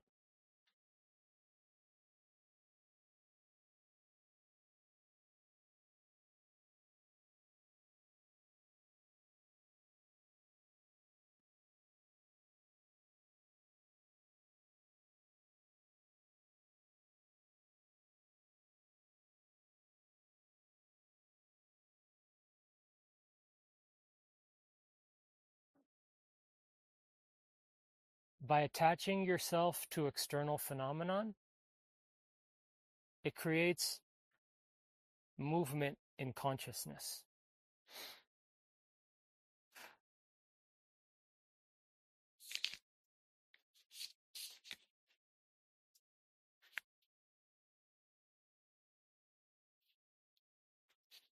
It's going to make you sort of worried about what should I do in order to have a good outcome in life.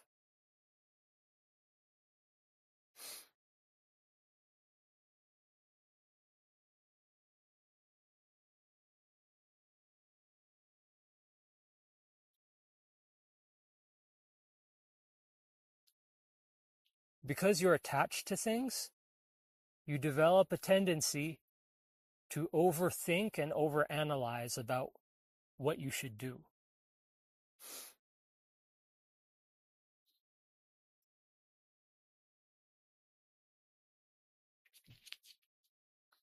You create in your mind the unclear objective, the vague objective of things going well. And the other side of that is fear of things going wrong.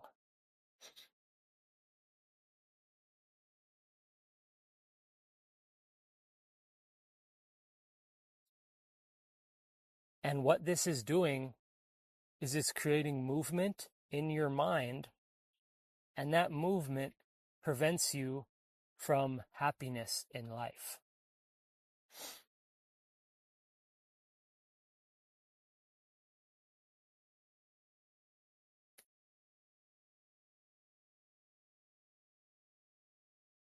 How do we stop worrying? It's a good question.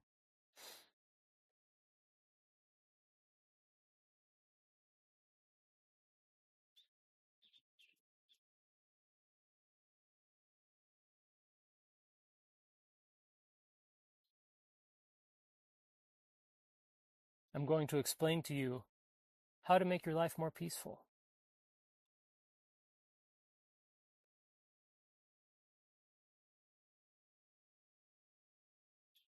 Take some deep breaths and relax.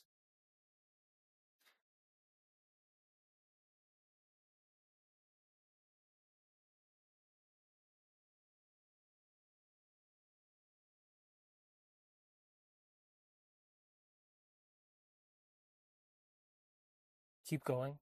Just breathe. Calm down. Just try to relax.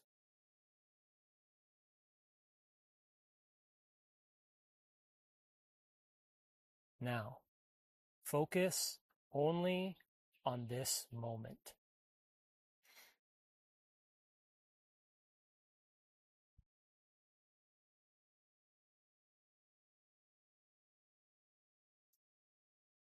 If there's thoughts in your mind, just watch the thoughts.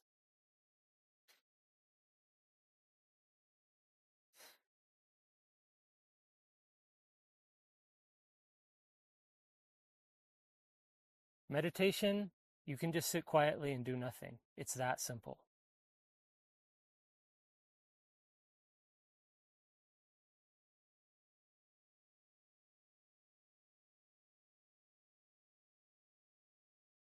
When you concern yourself with things that are outside of this moment, your mind becomes vibrating.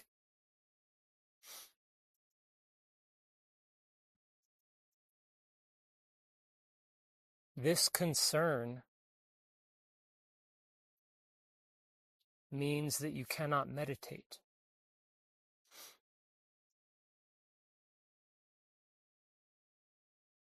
Meditation involves letting go of these concerns.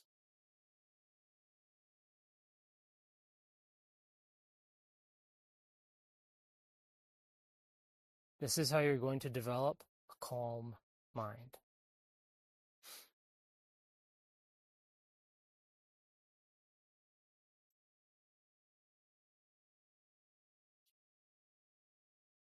Focusing on just this moment.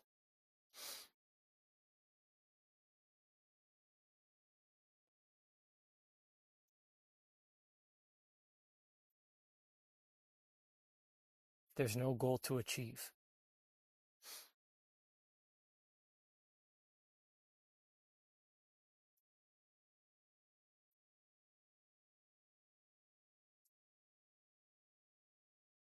This is the practice called yoga.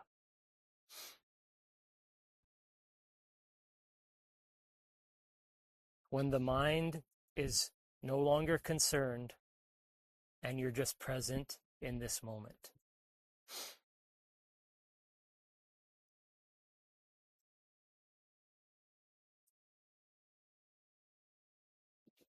And you just stay like that, letting your mind become still.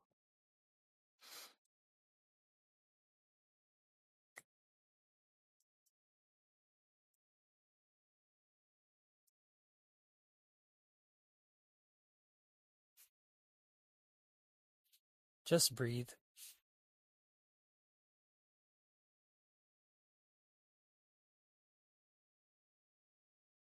Trust me, there's nothing to be afraid of in this moment.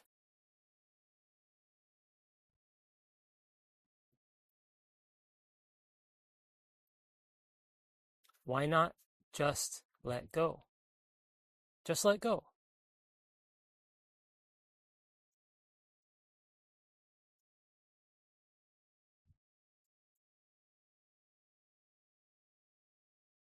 Stop trying to make things go well.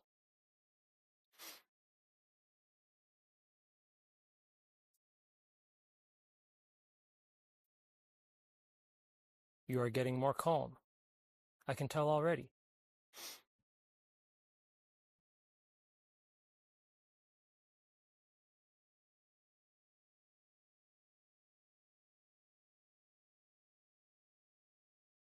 I can already tell that your mind is getting irritated because you're not used to sitting like this, just sitting quietly. And this energy that's happening inside of your mind is why you are suffering.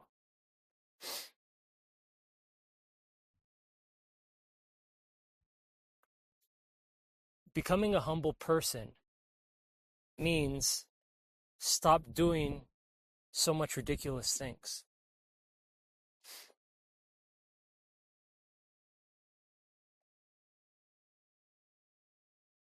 To be humble is to accept life for what it is.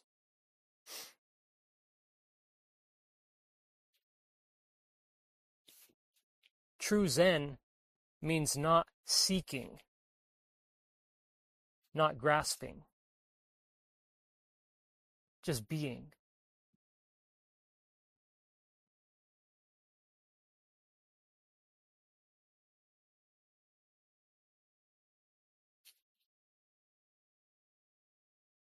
quiet your life, and you will reach this state of Zen.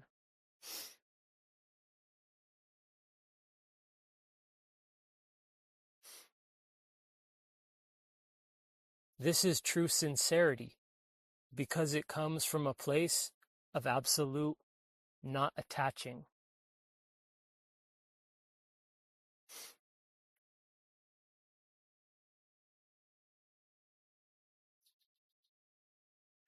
And it does require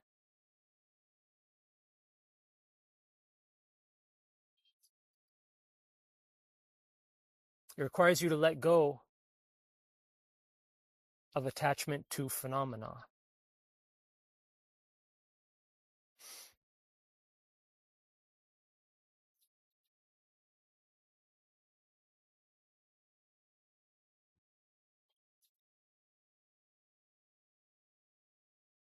Nothing needs to be achieved in this moment.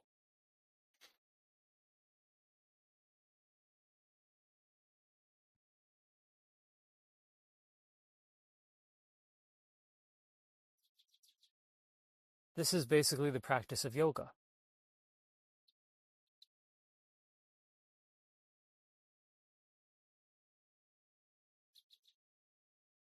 Just breathe, chill out, relax.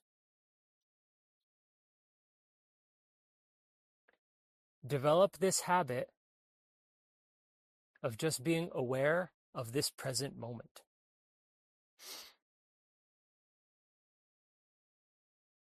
Without trying to change life, but just in the moment.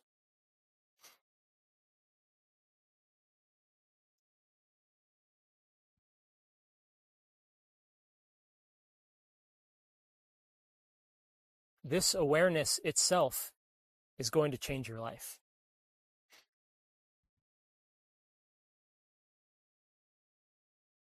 But you can't sit still because you're pissed off and you're angry and you're upset or you have regret, sorrow, sadness. Your mind is very chaotic, perhaps. Life can only be accepted as a whole.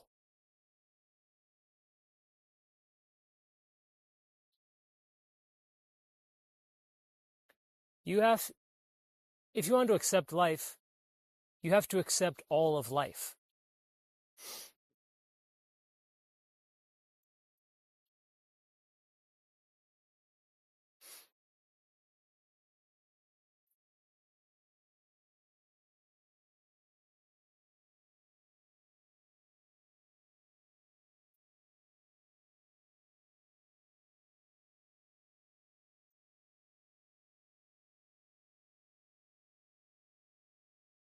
Part of letting go is realizing that you can't control life.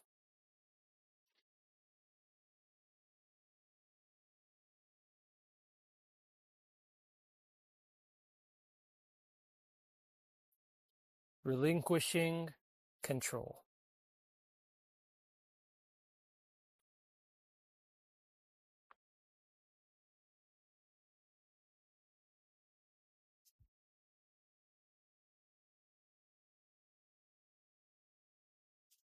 Through letting go of attachments, you become one with life.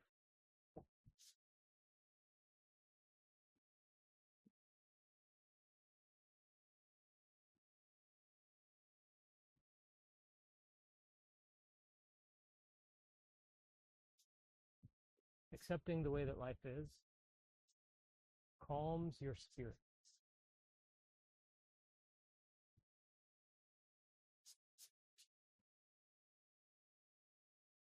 This is non-resistance.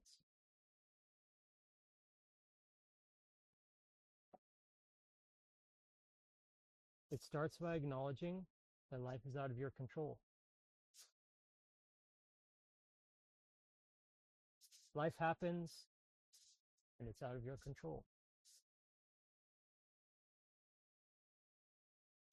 So don't bother trying to control life.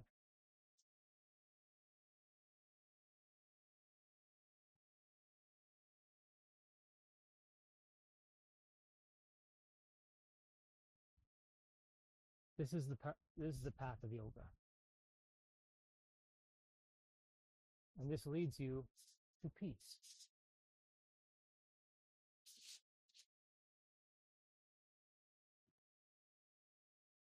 In order to make peace with life, you got to make peace with yourself, man.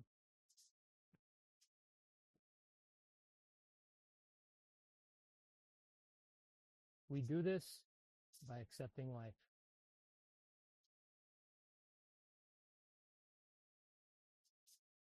That's the process that starts the cycles of peace.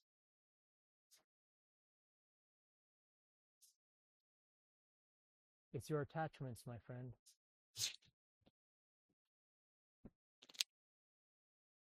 That's what makes this so difficult for you.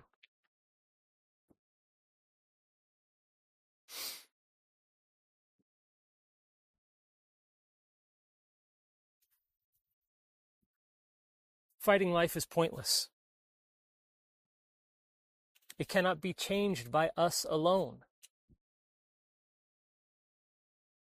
It is the way it is. Beyond your control.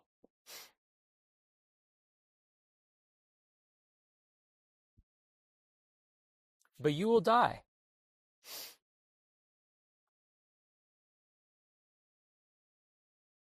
So why not live?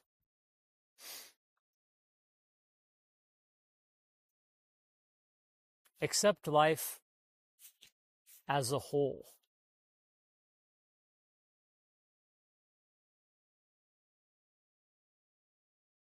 If you only accept some parts of life, then you're going to reject other parts of life.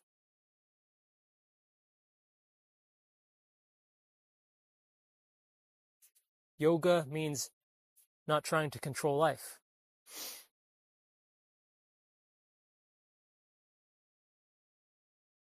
There's no need to try and control life.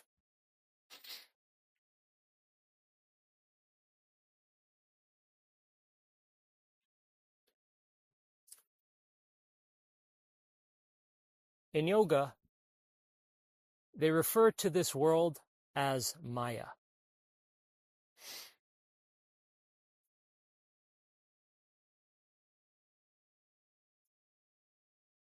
This world is ephemeral.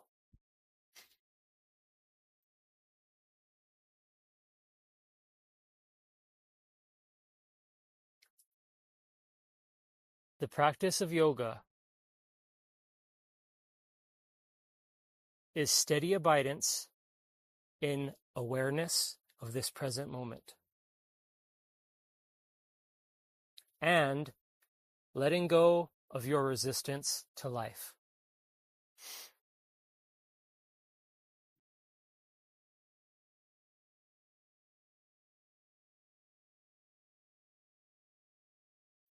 This is basically how to make the most of your life.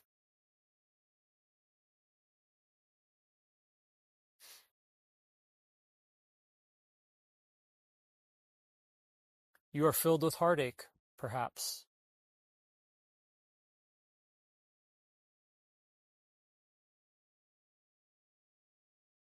But your life is not over. You may feel that it's over.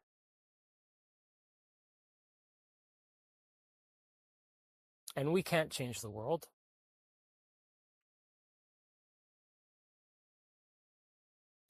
This is why yoga is beautiful.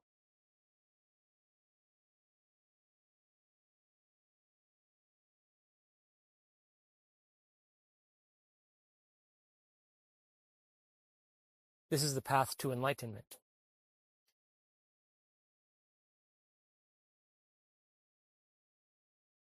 This is how to remove illusions that prevent you from union.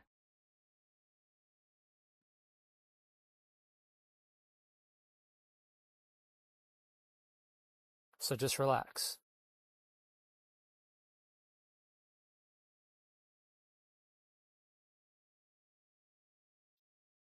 The truth is, you are already one with the universe.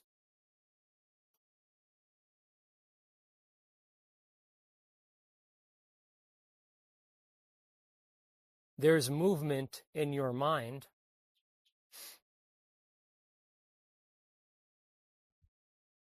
and this creates the illusion that you are a separate person who's different, who's separate from life.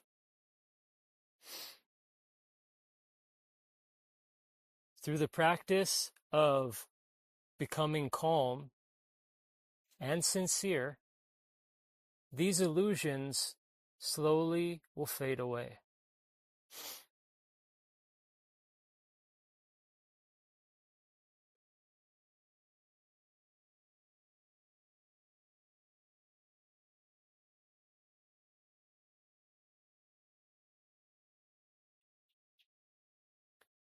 Having negative things happen to you in life does not mean that you have to be a negative person.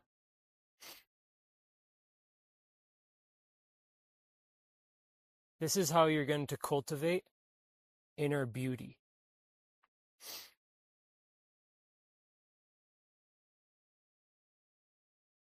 It starts by letting go of your attachments to the way that you think things should be or want to be.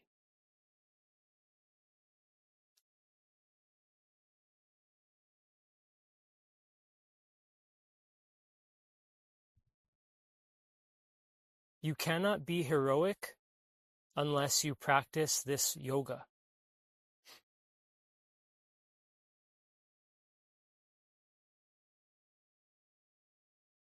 It's going to make you calm, equanimous,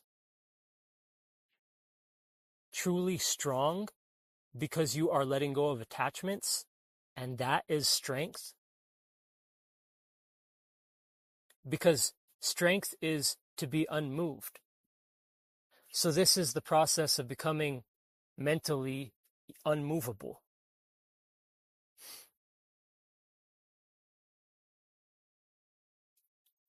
It will make you truly clear, as pure as the sky. And then that is yoga. That's the state of yoga, which in this practice is called samadhi, which means union.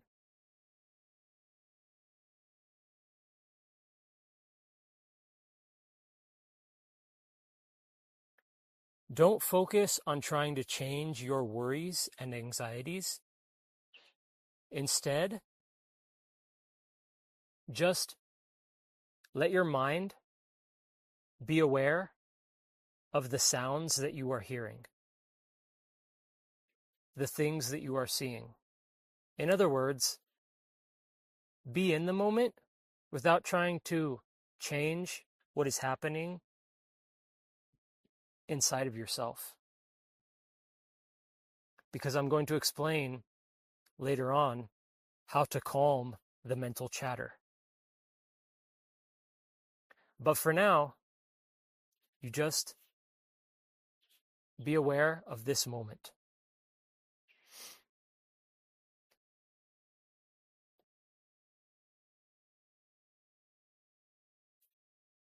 Take deep breaths.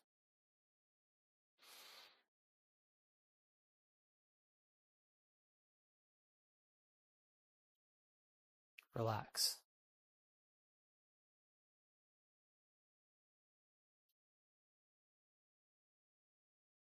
Let your mind be simple.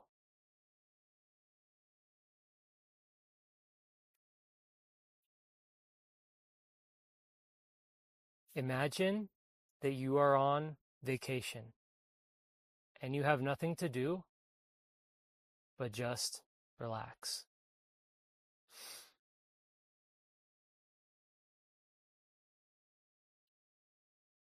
Just be simple. There's nothing to do.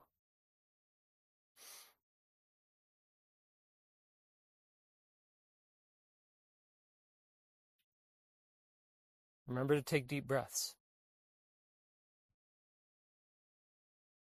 You're already making progress. You're already practicing yoga.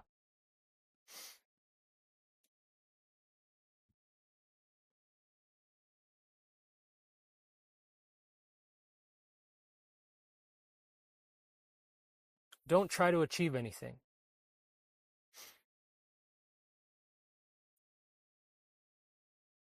Just be in this moment.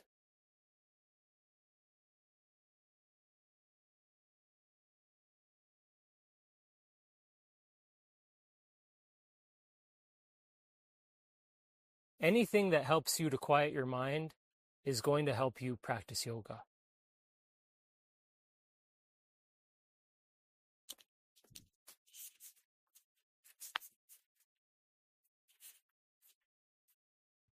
Life is beautiful, my friends.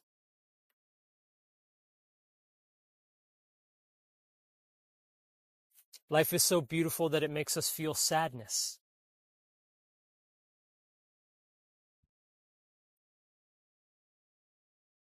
Do you feel like beauty is out of reach?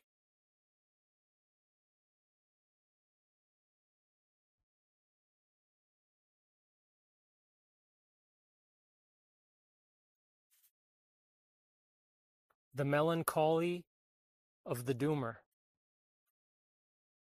Why wasn't my life more beautiful? Wasted time, wasted life. It feels as though this moment is still affected by the past because of the missed opportunities.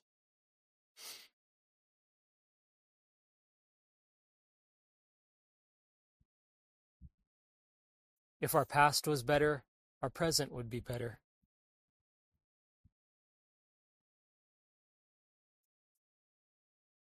This mindset is the opposite of practicing yoga.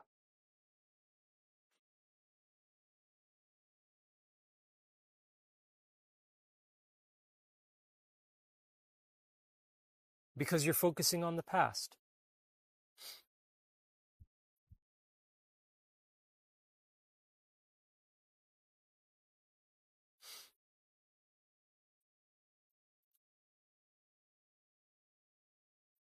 Why did we not make the most of that past?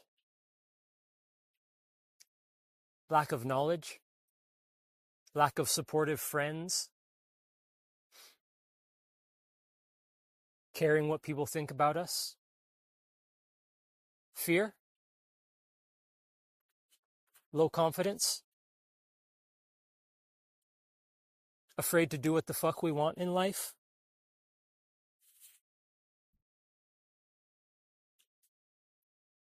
Scared? Being ignorant?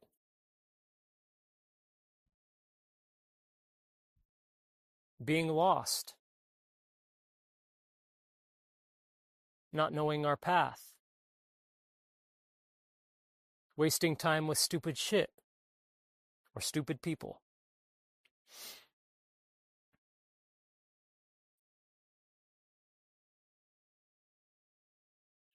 Not making the most of potential?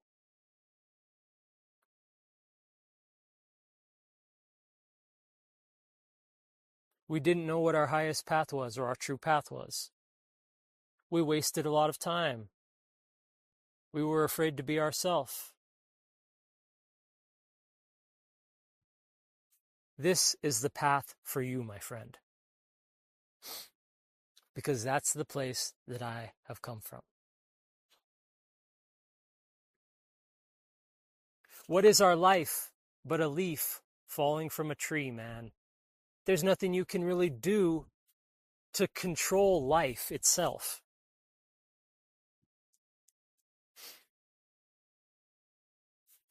There's so much out of your control.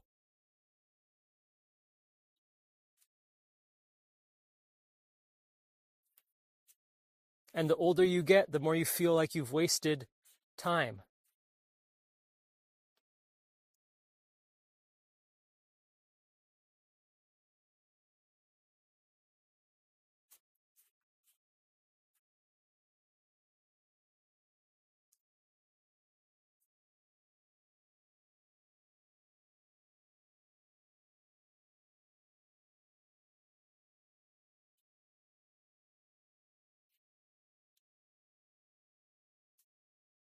I can't go back and change my life, man.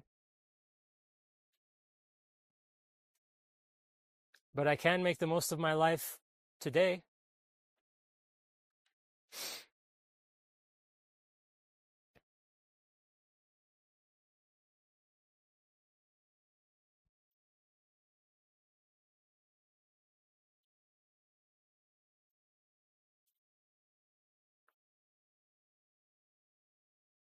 One could theorize that I wasted a lot of my time.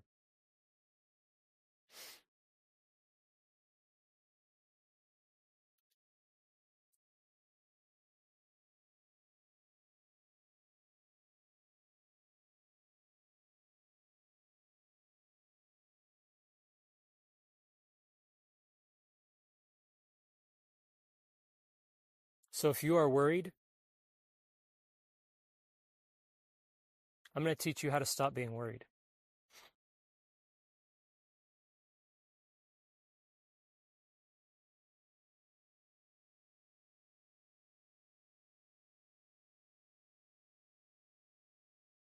Let me ask you this, man.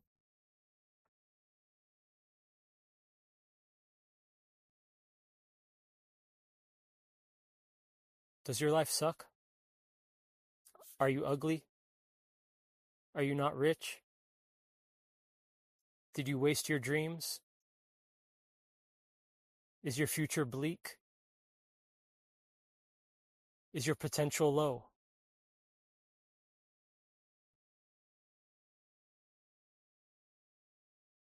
Then this path of yoga is for you, my friend.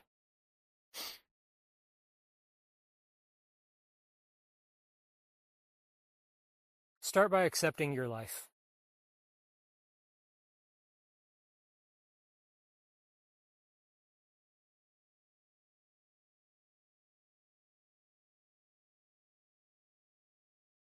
You can still make the most of your life, my friend.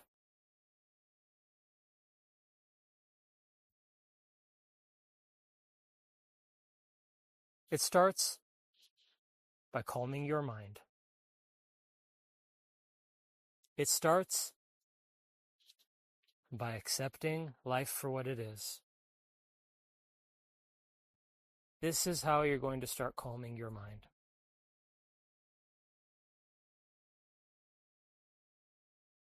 Anything that helps you to have a calm mind is going to be helpful for you.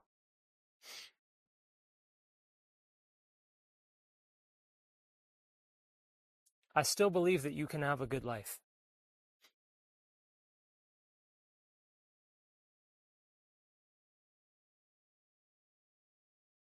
Let go of your expectations.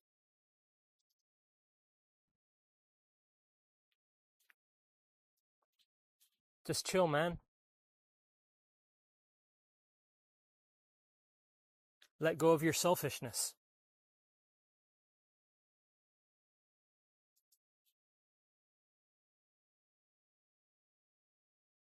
This is the practice of yoga. It's the practice of unburdening ourselves. This is how you will achieve peace in life. A state of bliss is attained. Suffering is part of this world. It's a part of life.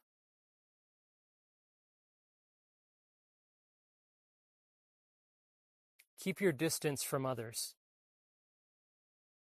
unless they're helping you in life.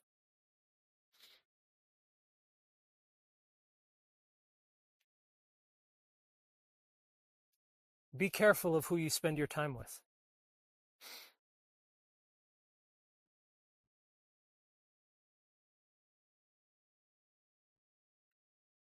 It's going to be easier to progress spiritually if you're not always talking to people.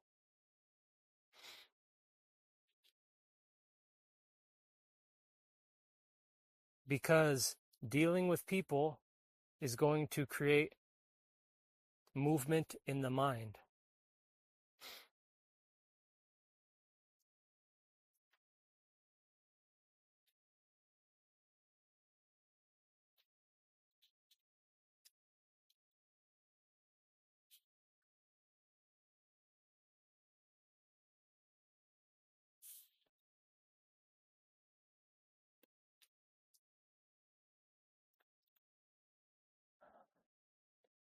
through letting go, life becomes a lot more enjoyable, my friend.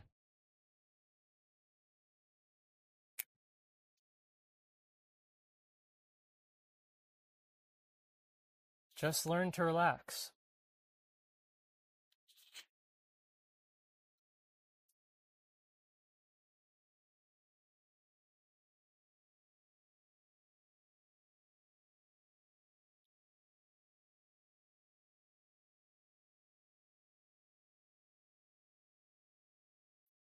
Start by observing the things in your life that's only contributing to clutter in your life.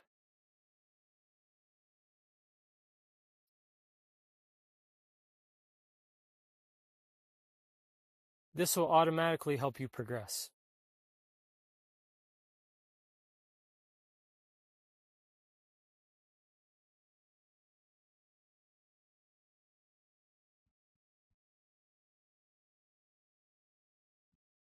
There is no one in this world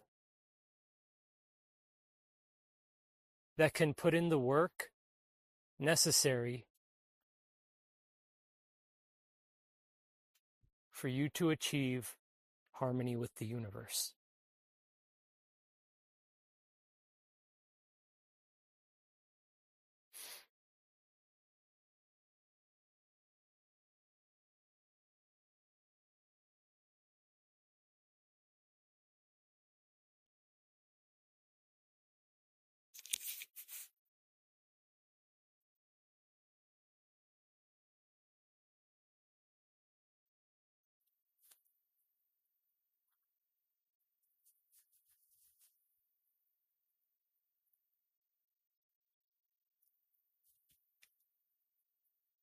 This is the practice of yoga.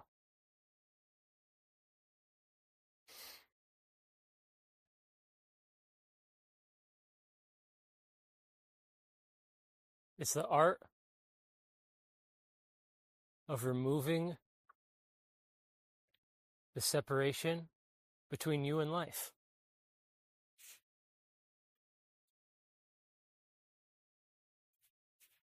It is the path of liberation.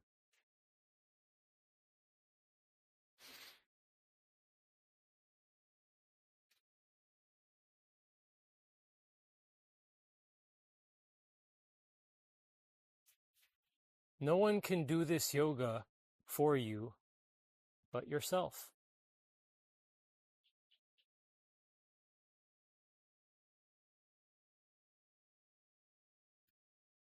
You have to understand that your attachments are causing you to suffer.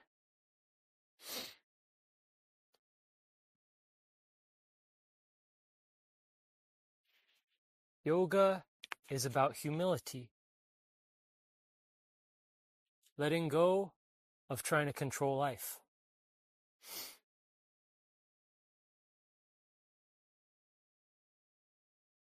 This is the only way to have a truly still mind.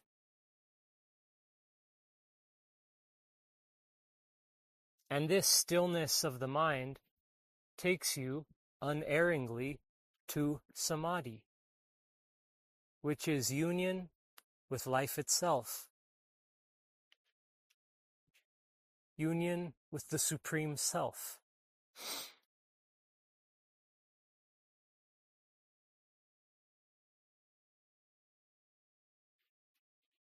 This is the light of existence and beyond.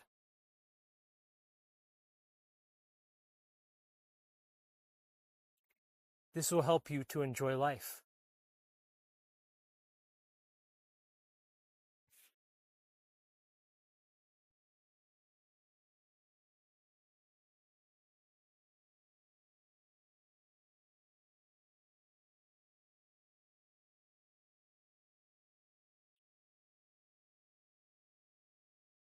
In order to stop fighting the world, you need to let go of all of this stuff that's turbulent in your own heart.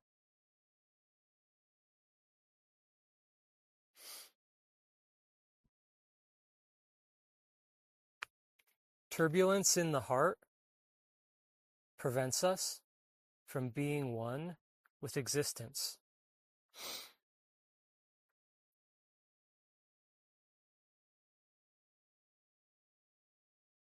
Which prevents us from self-realization.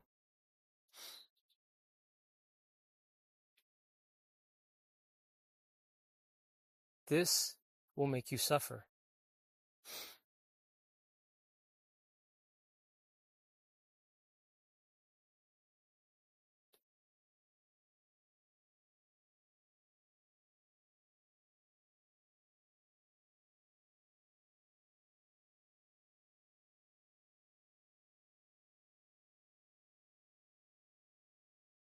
Observe how many things in your life are not serving this purpose of calmness.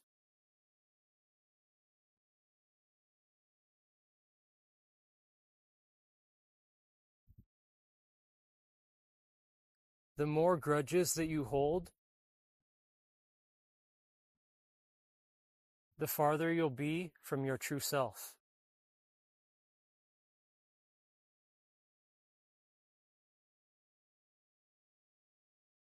Yoga is the practice of removing grudges from your heart.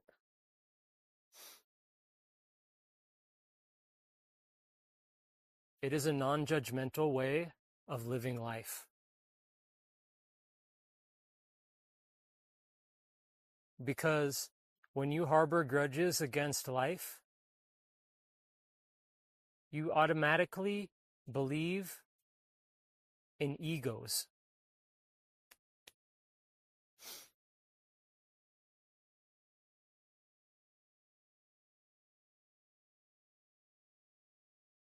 Life feels very challenging for us. It can. Absolutely. We can find ourselves in that position.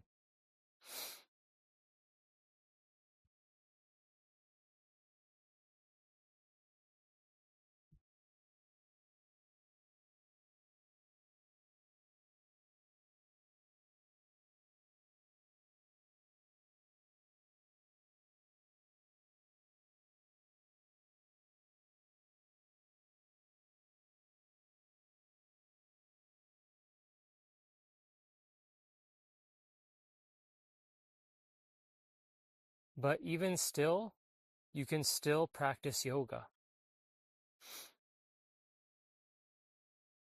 And that will lead you to peace.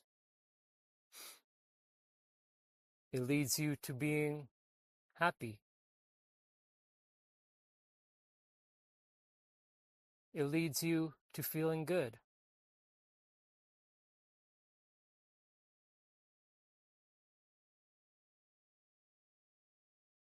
It leads you to relaxation.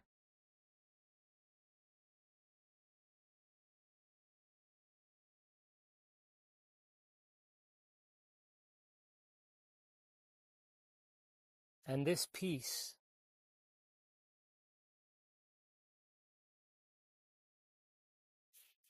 is amazing.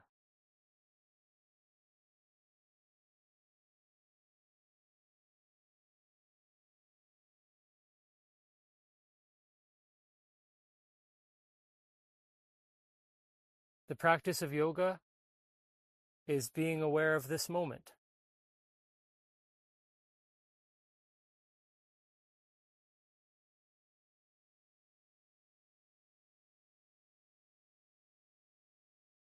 Once your mind is calm, it'll be easy to feel good.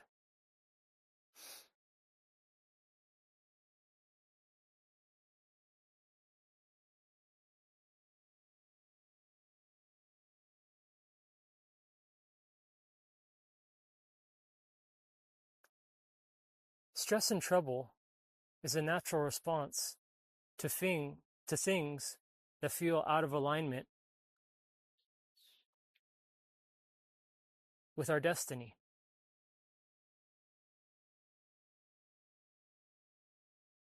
Or it could be a response to things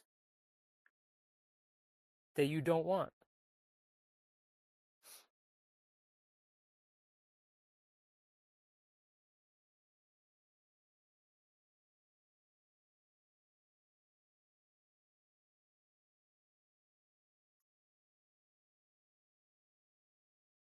for most of you listening to this video, if I put you in a quiet place, you would not feel very peaceful.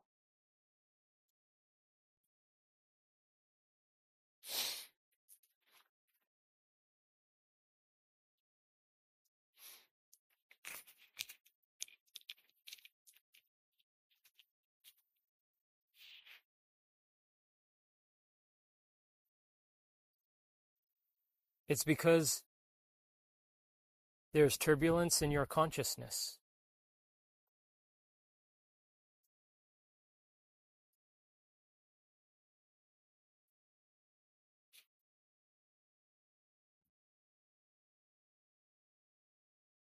Because you are concerned with the external world.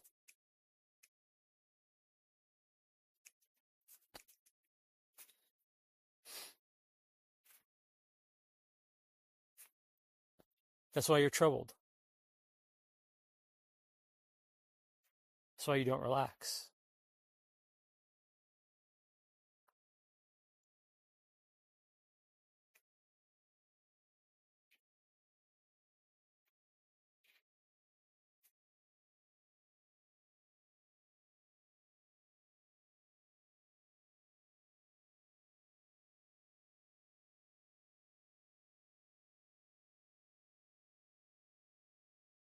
This is a path that anyone can take.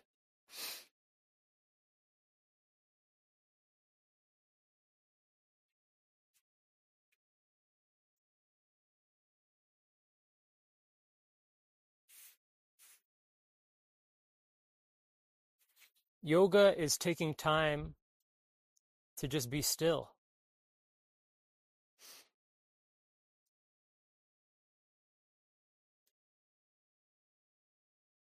It's about letting go.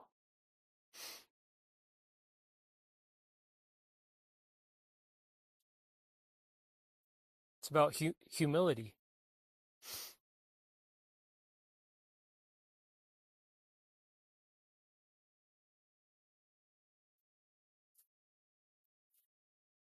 It's about having a still mind.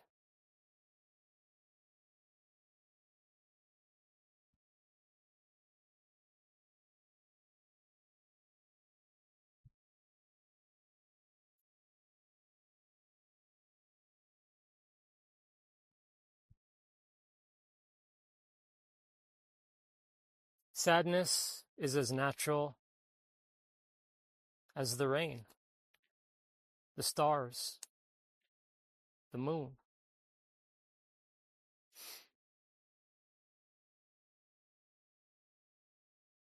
So is making mistakes.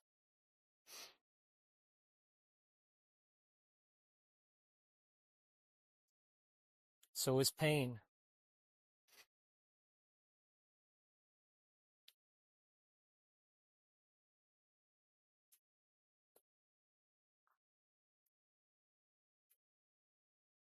And there's so much out of your control.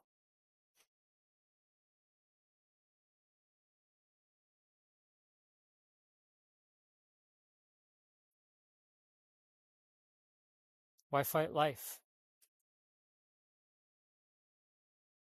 Why bother trying to control life?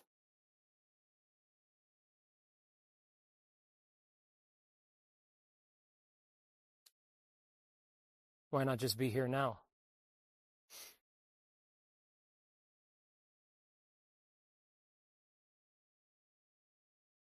It's all you can really do.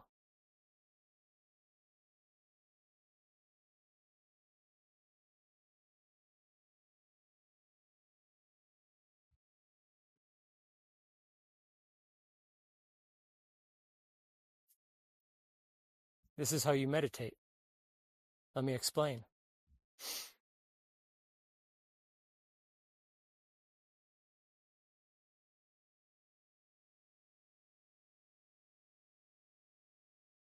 It's about accepting the present moment for what it is.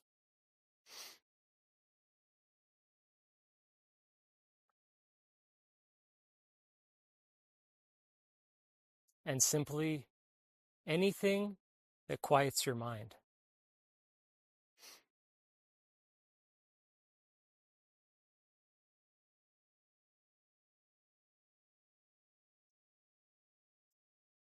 about letting the mind become calm.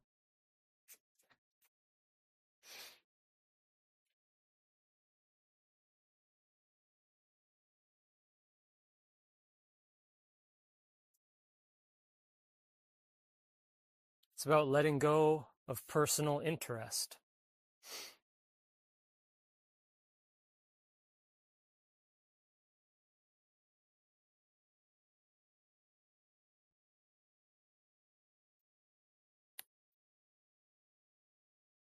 Even when times are turbulent, you can still focus on the present moment.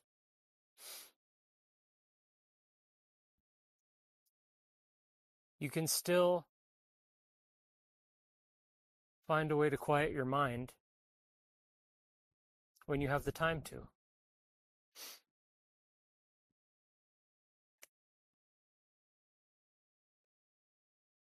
Stop trying to control life. Just relax.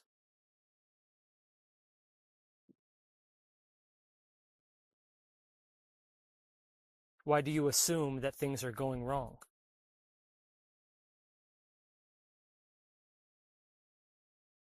Why do you assume that things are not good? Why are you letting fear control you?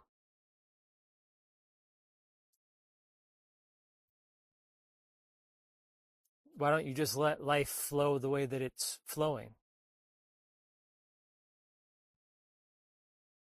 Why are you so stuck up?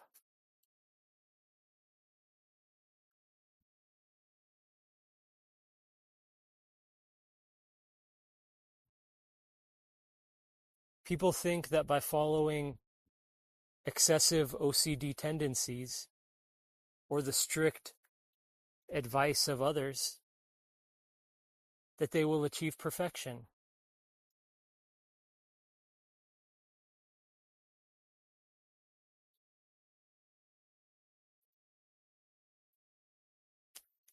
And is it working?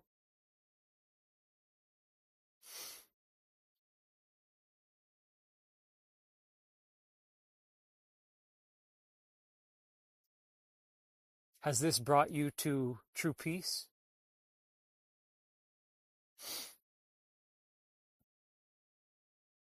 Has obsessing about details fixed your life?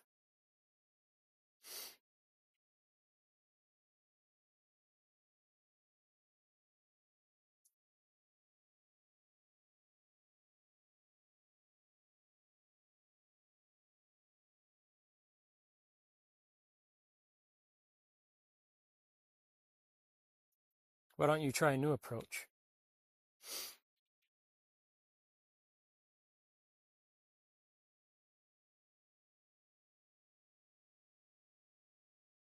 Why don't you try letting go?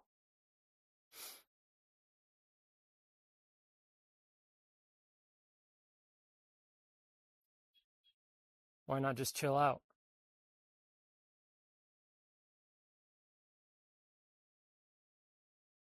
Do you really think obsessing about tiny details of life is going to help you to master yourself?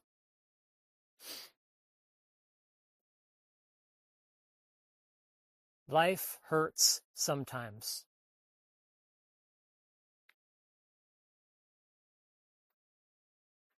Don't add more bullshit to your list of things you got to deal with by these OCD tendencies.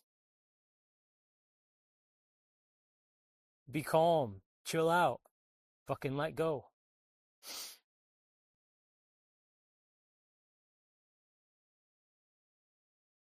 This is a path to freedom that I'm going to explain.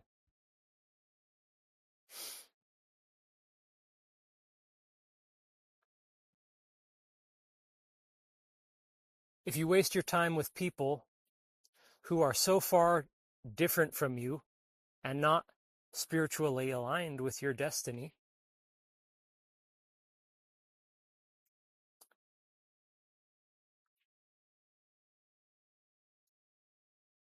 you're going to have less time to meditate.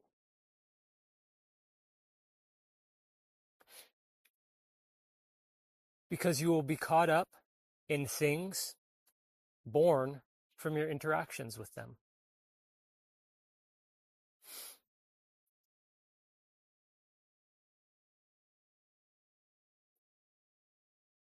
This is the art of decluttering your life.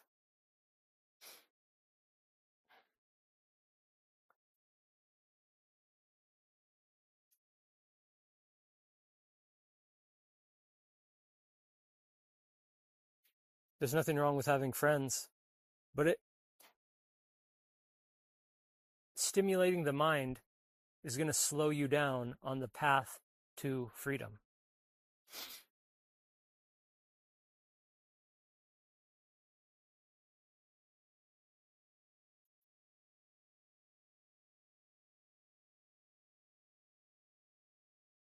It's easier to reach freedom when your mind is calm.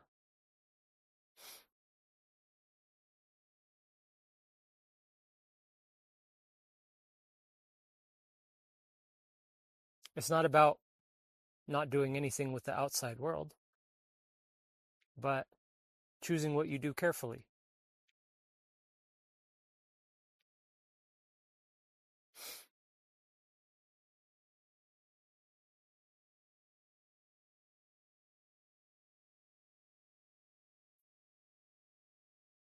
It's cool to interact with the world, but it's better to practice yoga.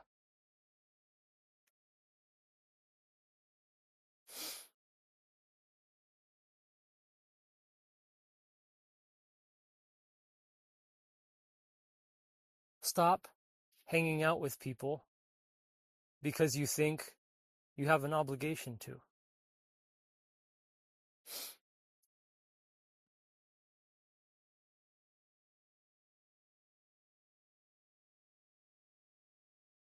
If people are not good for your life, hey man, you gotta do what's right for you.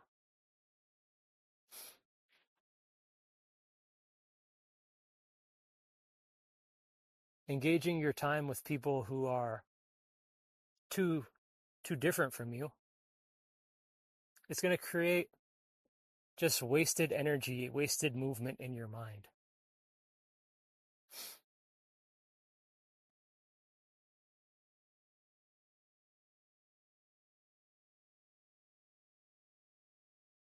Now I'm going to explain to you how to, let's keep talking about this freedom, basically.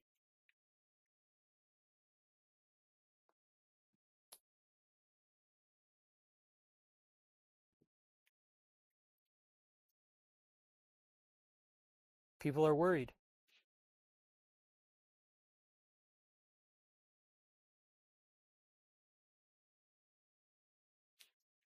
It might take you a while to start feeling better when you're practicing yoga.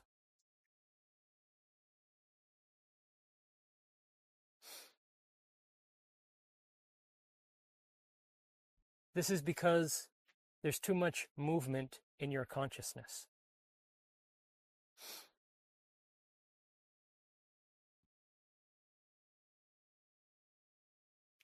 A lot of this has to do with your own. It's because you're caught up in this world, and that's creating this movement inside of you.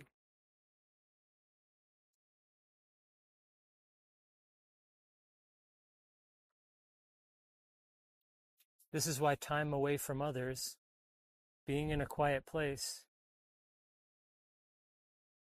helps to quiet that mind.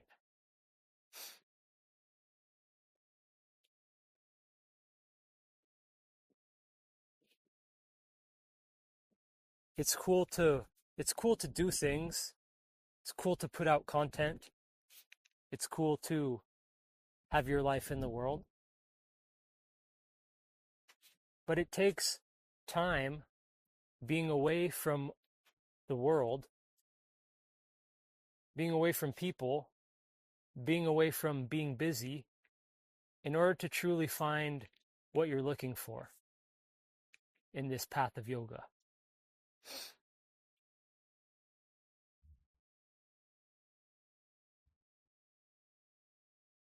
Everything that you do in the external world has the power to influence your journey.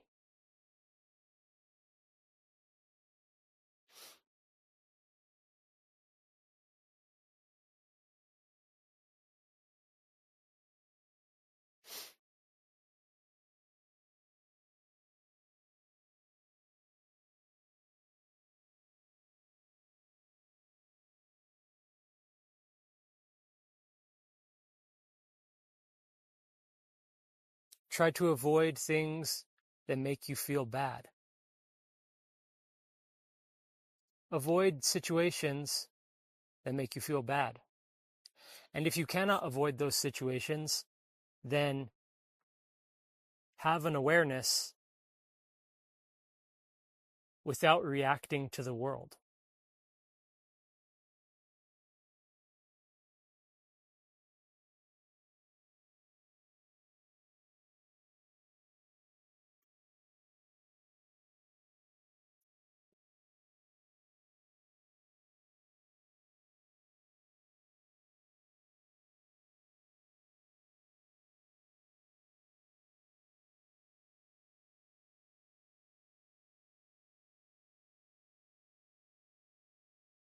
What about when you're just by yourself and you're trying to meditate, but your mind is busy?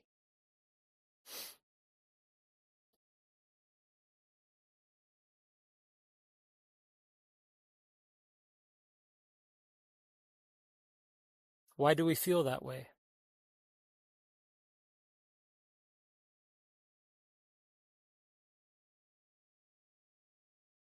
It's attachment.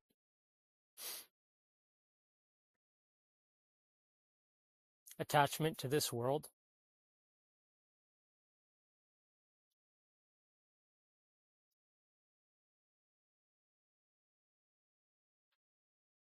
When you let go of attachments, it's easy to have a calm mind. Sometimes life is challenging. Sometimes life is easy. It's easy to relax when life is easy. But sometimes it's not, due to emotional stress. Sometimes when life is challenging, it can feel unbearable. But even then, you can still practice yoga.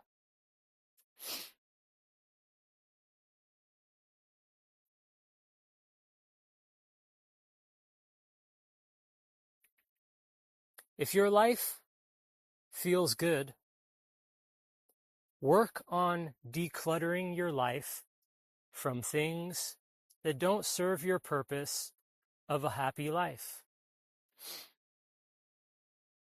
When life is hard, focus your mind on the present moment without reacting to the external phenomena. Just calmly observe this moment without trying to change it.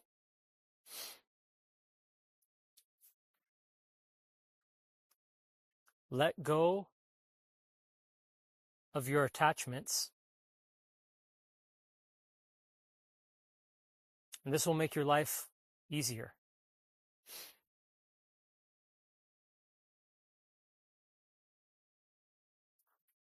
I'm going to explain to you how to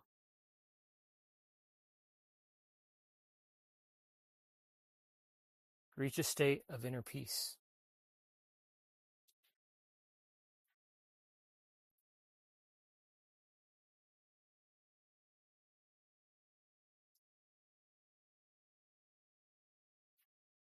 If you get used to the habit of having a spiritual routine,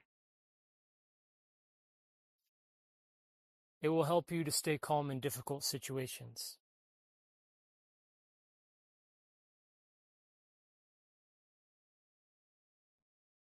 Develop the habit of always being aware of this moment.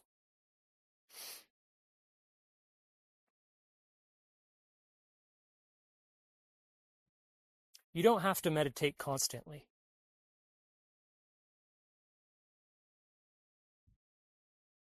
It's just about having an awareness of calming your mind.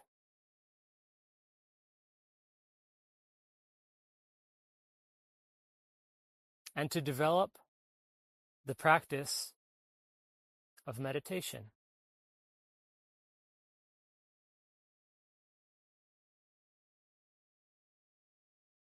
Do not lose sight of your spiritual practice when your life is difficult.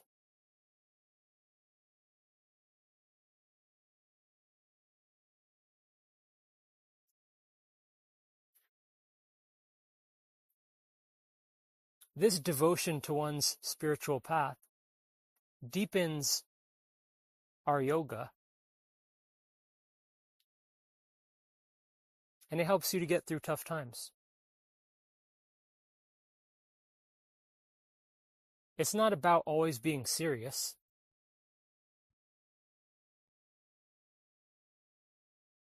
It's about having an awareness of where you're going in life.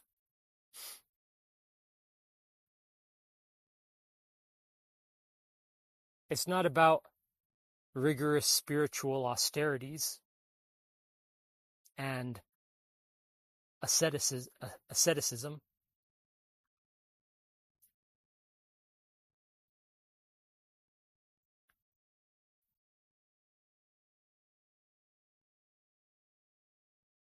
It's more about just making yoga a part of your life.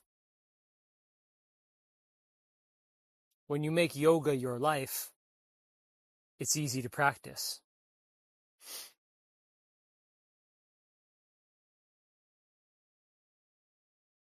To make spirituality the core of your life, obviously you will progress faster.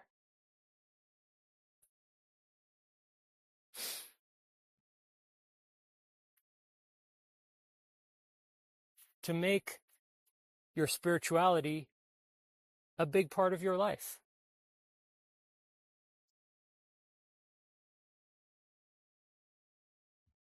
This will quicken your progress. It's not about constantly thinking about yoga.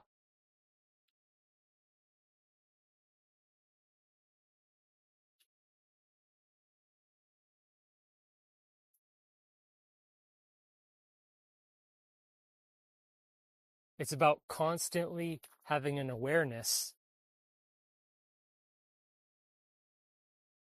based on the things that you love in life.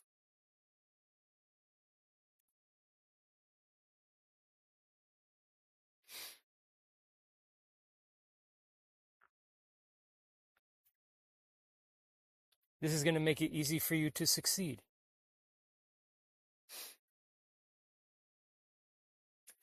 It's going to make it easy for you to overcome obstacles. It's going to make it easy for you to progress.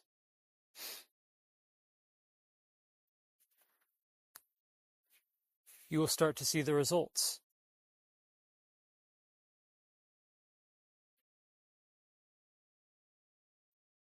If you are feeling that yoga is difficult, it is very, very useful to reflect on audiobooks, books, audios, talks.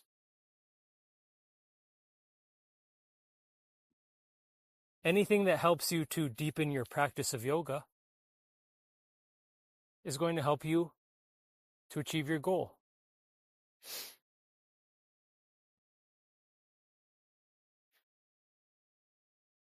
This life is evanescent. Imagine everything that's come and gone already. So many lives have come and gone.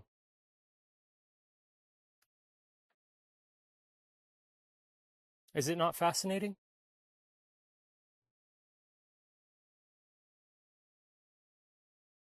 Here we are.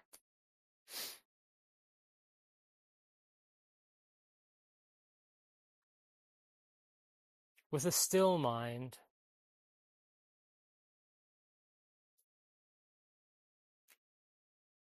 and a calm heart. Be here now.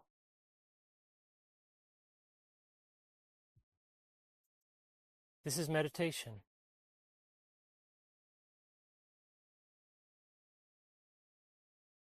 But people have ruffles in their mind, thoughts, energy, feelings.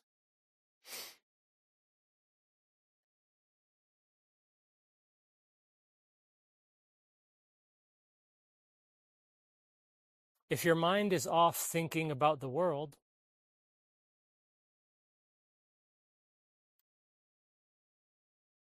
how can you have inner stillness?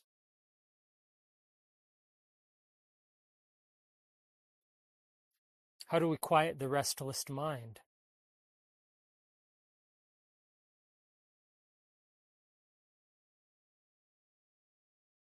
How do we dissolve these attachments?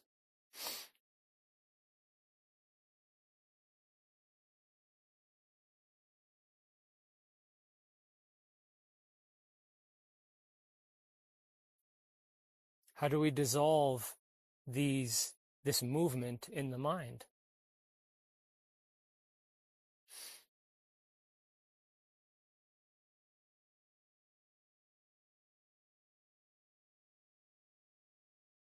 First of all,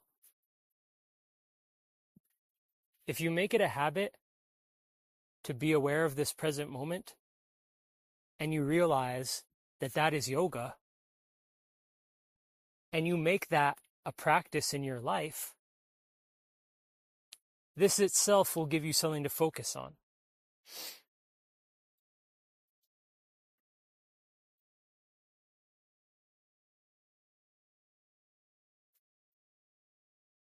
Just observing life.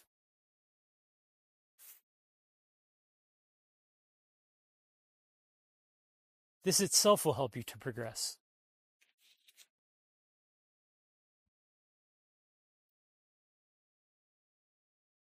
To realize that yoga is not something you do for this amount of time at this point in time.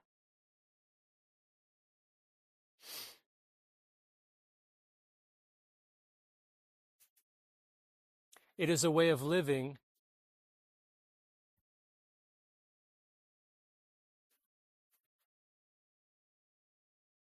that emphasizes being in the moment without thinking.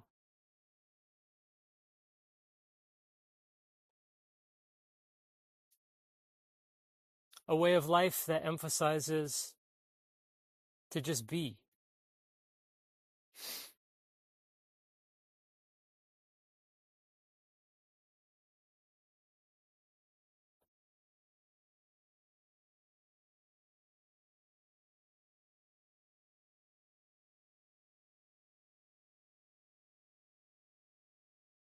You let go of your attachments.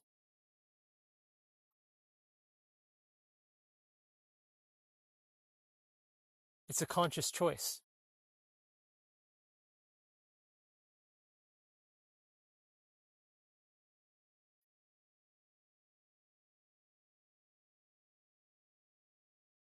You just look at the shit in your life and say goodbye.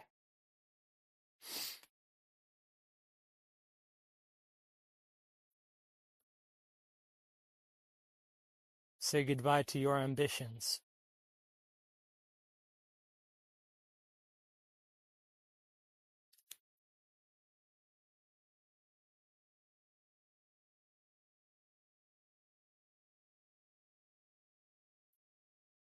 Say goodbye to the things that are causing you trouble.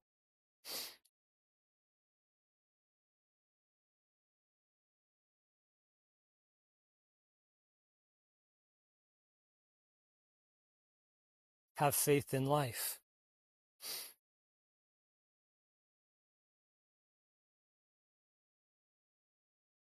Stop caring about the external world.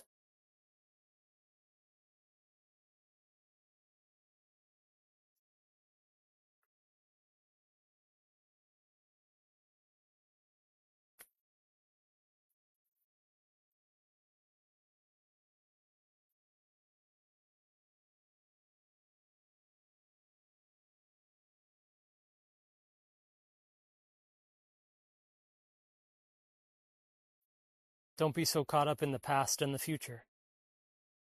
Just be here now.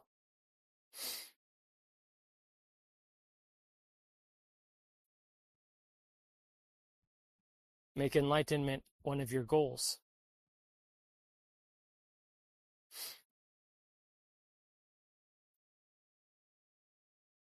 This does not mean being serious about yoga.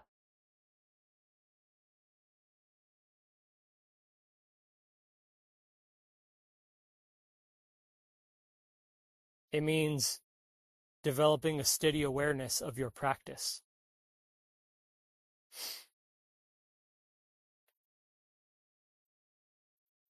It means practicing yoga when your life is difficult, when it's easy, when you're alone, etc.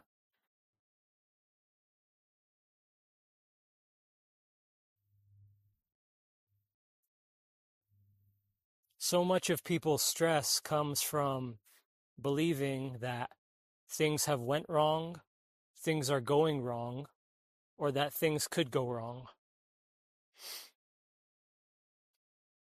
This is based on your own attachments and aversions, your own cravings and desires.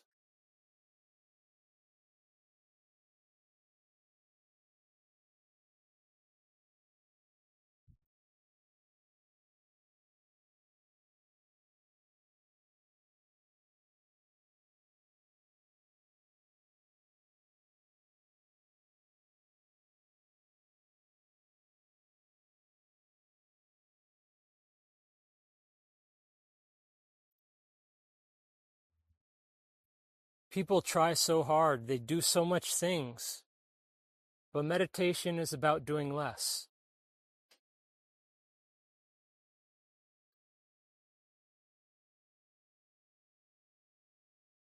Practice the art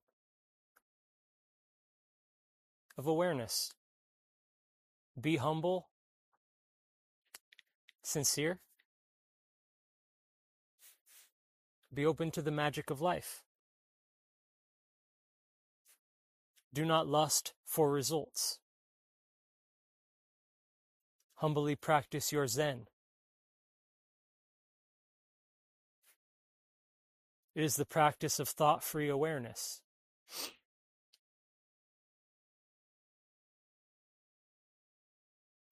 Just being in the moment.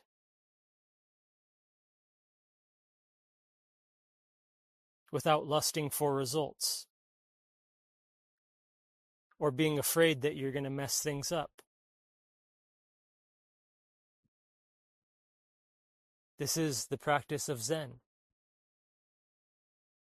This steady abidance, free from concerns, is the path towards mukti, otherwise known as liberation.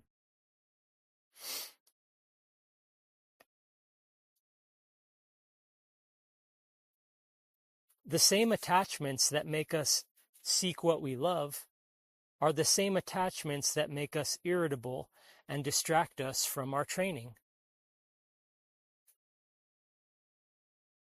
Do you understand that? Attachments make the mind focused on phenomena.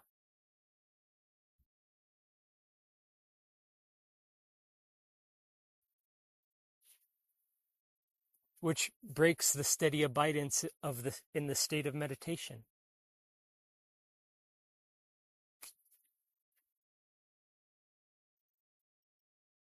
This creates ruffles in the mind, thoughts, a busyness, a ruffled mind.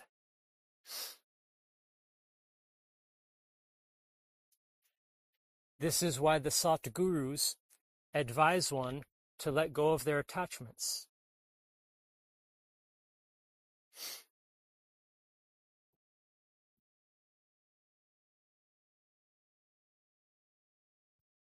The practice of yoga can be done day or night, whether you are engaged in worldly activities or sitting quietly alone, whether you are with someone else or whether you are on your own.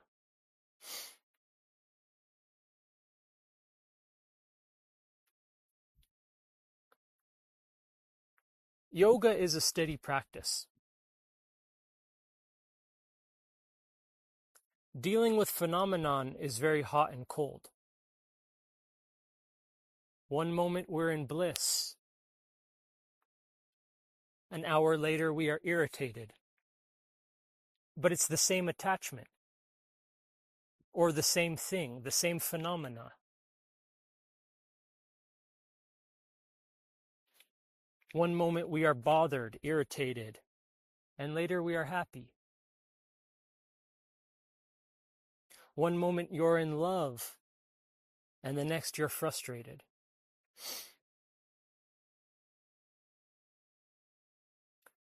But yoga is just the same. It's always the practice.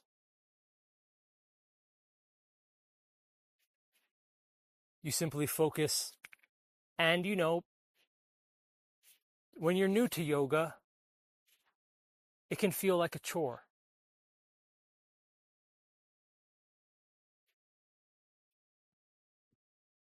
This is because one is not devoted to yoga.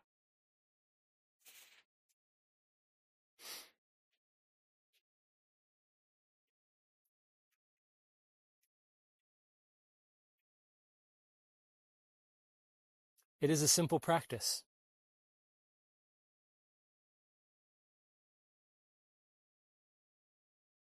The simple practice of having a still mind and being in the moment.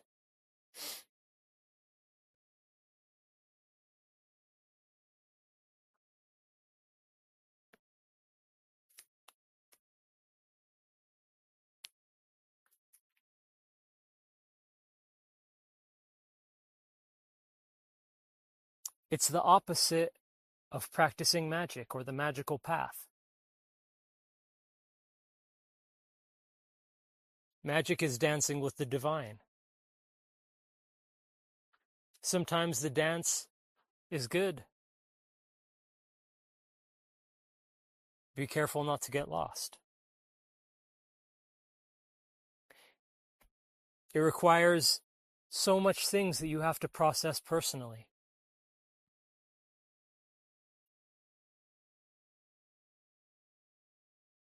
It's a big deal.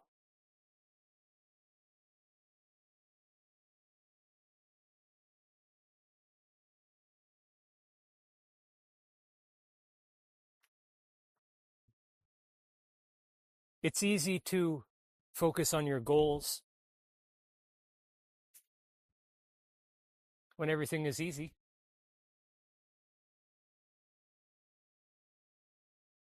But if you're serious about the practice of magic, your own consciousness, through attachments and aversions, makes it difficult to truly surrender yourself to your magic aim.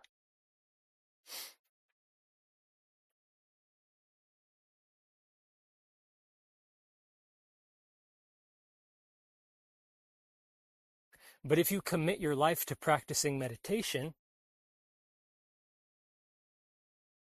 to this daily awareness, and you let go of your concerns about everything else, you will be absolutely amazed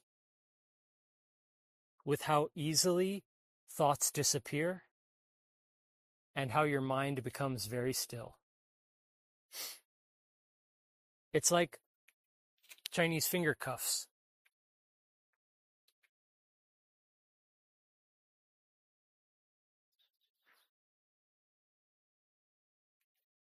If you are busying the mind with personal objectives, this creates ruffles in your consciousness that require hours of meditation to dissolve, only to come back later.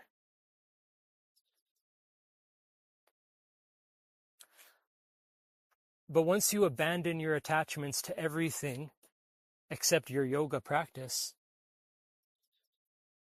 your mind is cleared instantly.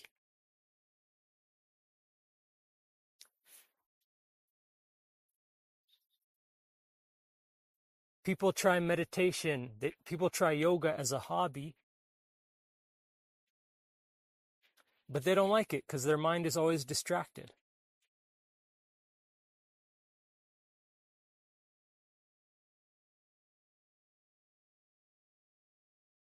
You achieve a state of inner peace, but then your mind is easily chaotic and ruffled again.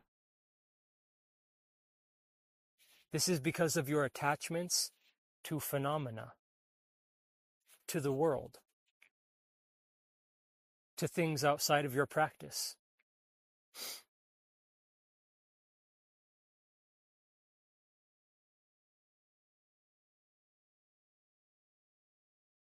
You progress slowly. You get irritated that your mind is ruffled. You think to yourself, I've been meditating. How can my mind still be so ruffled?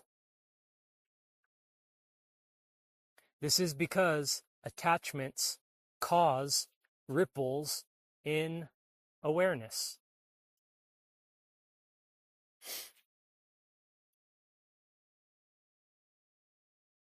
Even monks in monasteries suffer with this due to personal attachments or even lusting for the results of enlightenment.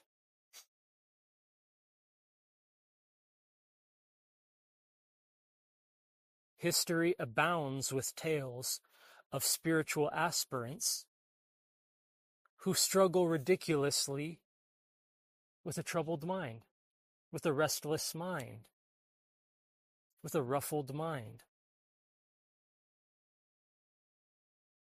This is because they are not content in the simple practice of meditation itself. They're fixated on goals, on achieving things,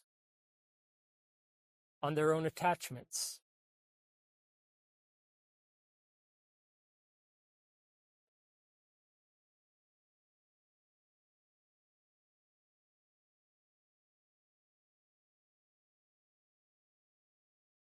If one abandons their attachments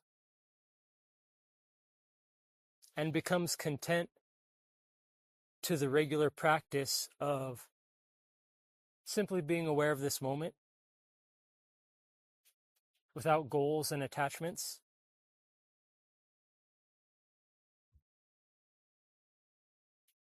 one's consciousness becomes easily freed from thoughts.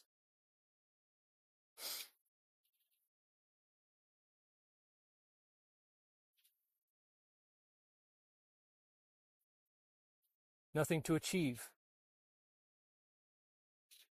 nothing to dwell on, no goals, nothing to reject, nothing to focus on.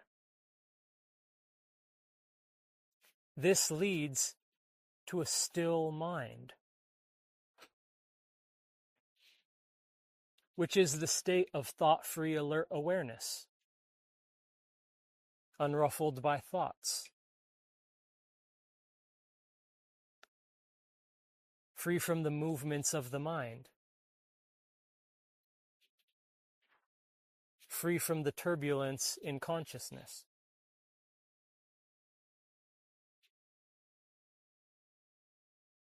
Enlightenment is easy when you remove everything that's in the way.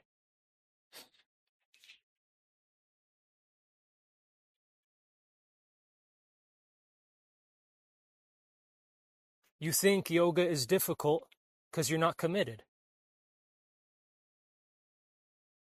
You are partially committed. Being attached to phenomena creates ruffles in the consciousness. It also causes you to be busy thinking, contemplating, feeling, experiencing. You become easily agitated because you have goals and you are attached to phenomena.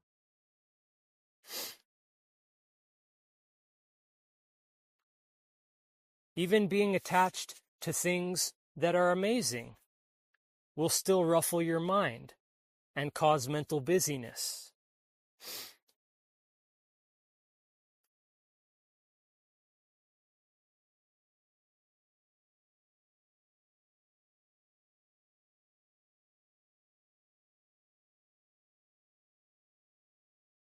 Everything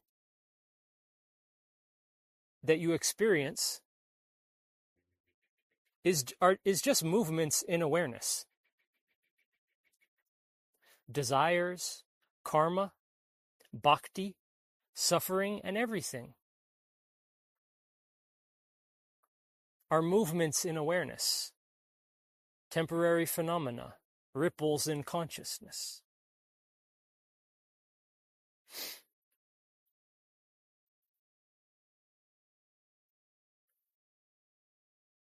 These ripples make it hard for you to see the truth.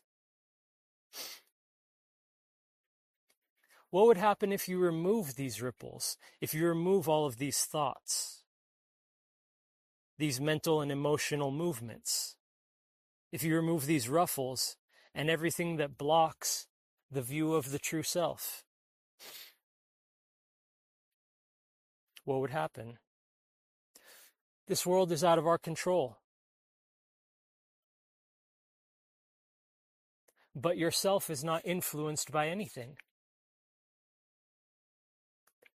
Your mind is influenced, your choices, your emotions, your drives, your instincts. All these things are affected, influenced. But the self is unaffected. Because the self is not the mind, nor is it the body, nor is it the ego. The self is pure.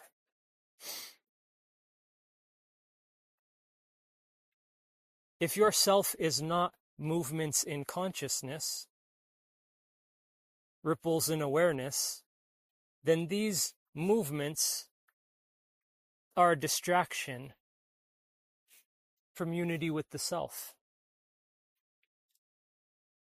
This is the reason why yogis advocate being indifferent to good and bad circumstances. That one should not worry themselves about seemingly unfortunate things, nor should they become super agitated when times are tough. That we should focus on our yoga even during difficult situations.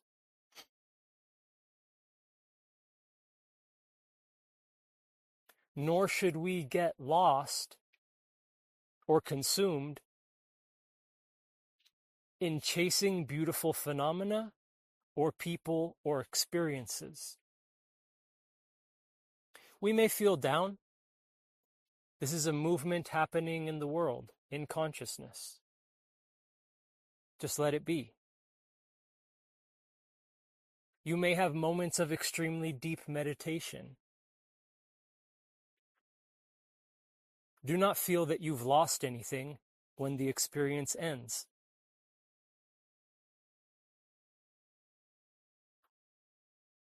Profound progress will happen when you release your ideas about ideals.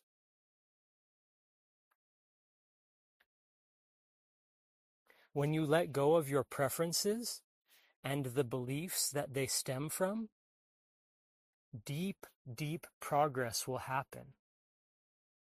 This is called non-attachment.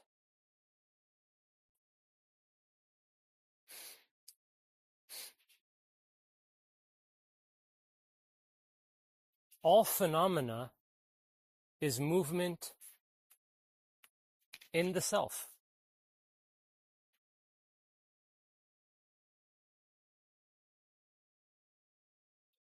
Positive phenomena, negative phenomena are passing phases.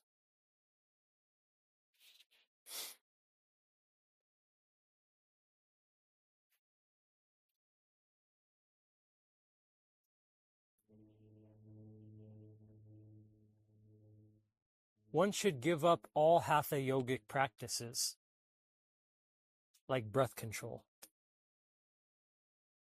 all religious dogmas and their diverse sadhanas, and be ever satisfied in simple abidance in the state of awareness.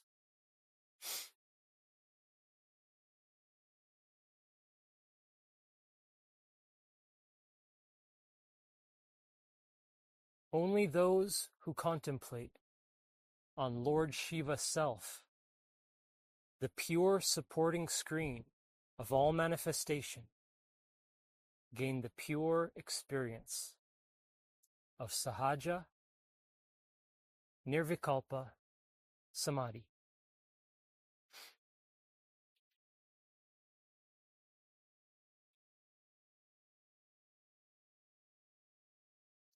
The choice of destroying the restless mind or allowing it to roam at large is up to us alone.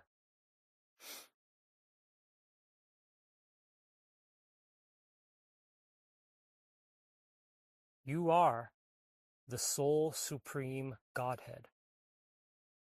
There is nothing apart from you.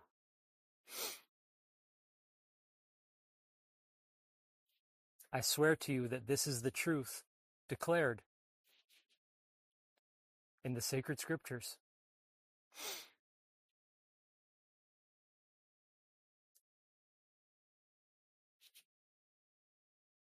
All yogic practices, all philosophical pursuits, all devotional exercises,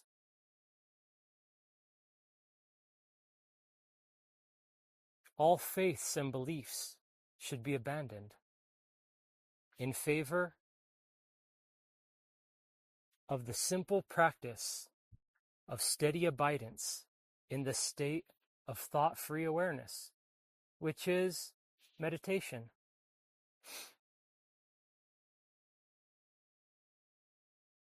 With this simple practice, all confusion and ignorance will be destroyed.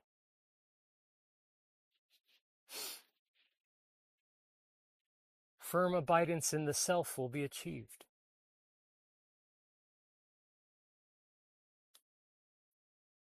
With the fusion of the wisdom and peaceful bliss in the self, mukti, liberation, is attained.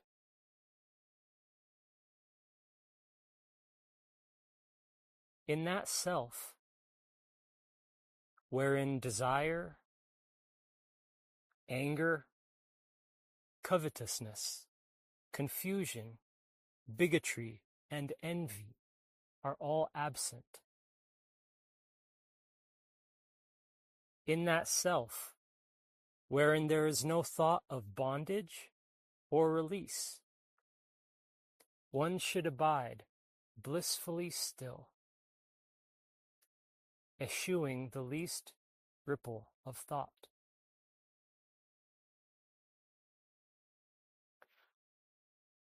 Firmly abiding in the self, one acquires the totality of all knowledge, achieves the successful completion of all endeavors and duties.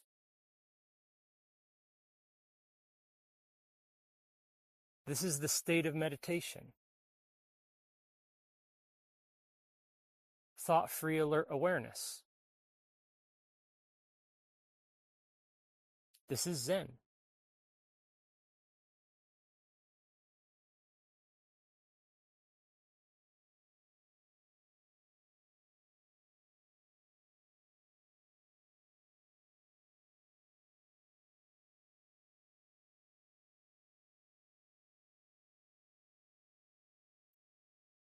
I am that self, which is integral existence, bliss, the soul impartite of Brahman self. Firm in this experience, one should abide still, free from traces of thought.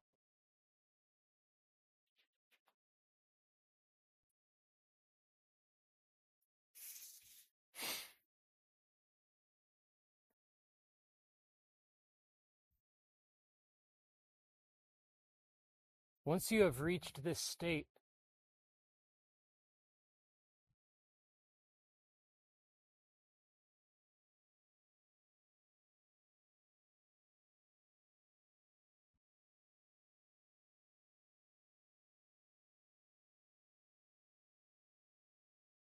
it is nice to become aware of the supreme being of existence, which is known as God.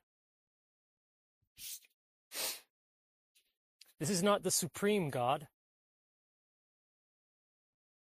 This is the God of the omniverse, the God of the multiverse, the heart of creation and existence. She is called Shakti.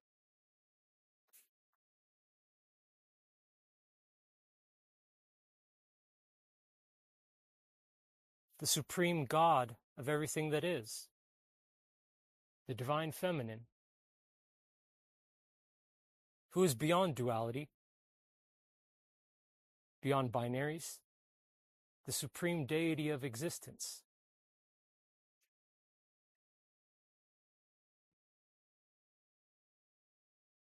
She is easy to love. She is easy to hate.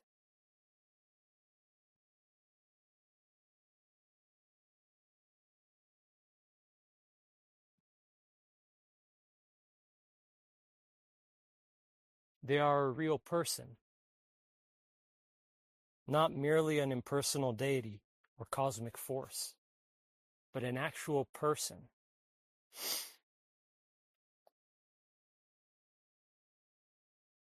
You are that self in which no thought, ego, desire, mind, or confusion can exist.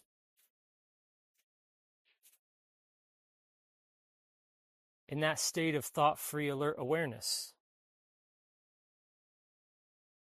that is the practice of meditation. This simple practice of abidance in meditation, free from thoughts, is sufficient to establish one in Brahman self.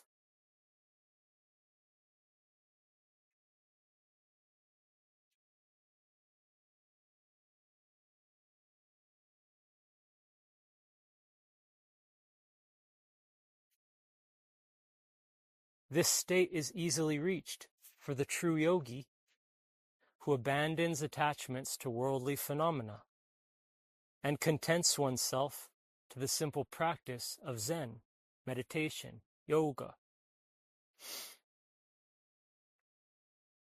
which is thought-free alert awareness, to just be in this moment, free from resistance, judgment, attachment, aversion, just to be here now, with a still mind, devoid of impurities of thought,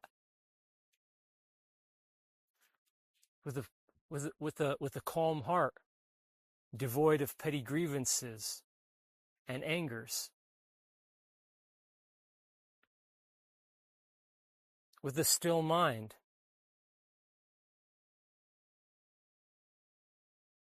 without resistance to life.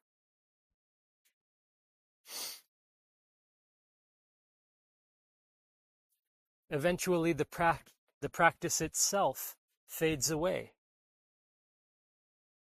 leading to the spontaneous effulgence of mukti.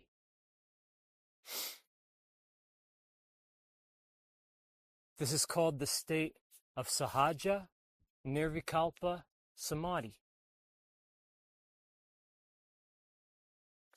a natural state of thought-free unity with all of existence and beyond.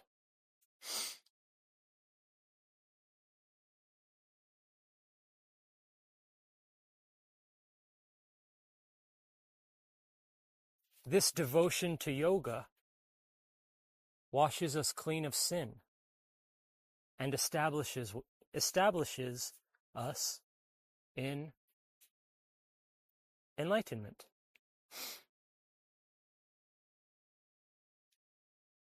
Free from attachments, free from fear and worry, in the state of meditation, practicing your yoga, continue on your path.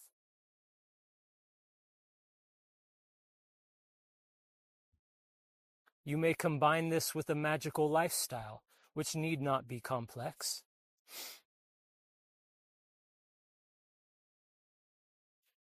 Simply be aware of key moments throughout the day and night, and be available to the magic. Do not be afraid of messing up.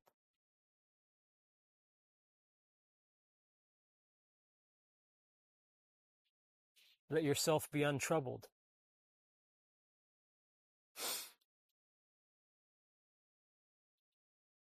This steady abidance of the practice of yoga is all you need. One becomes a lord without rival. A state of blissful peace is easily attained, I'm telling you.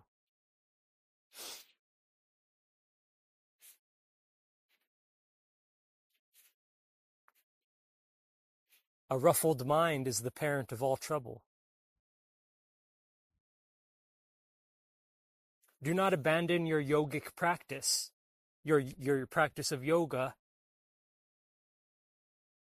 in favor of magical fixation. Yoga is all you need for samadhi.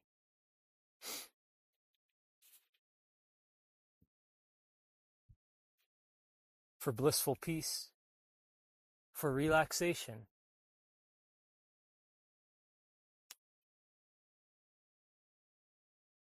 For happiness.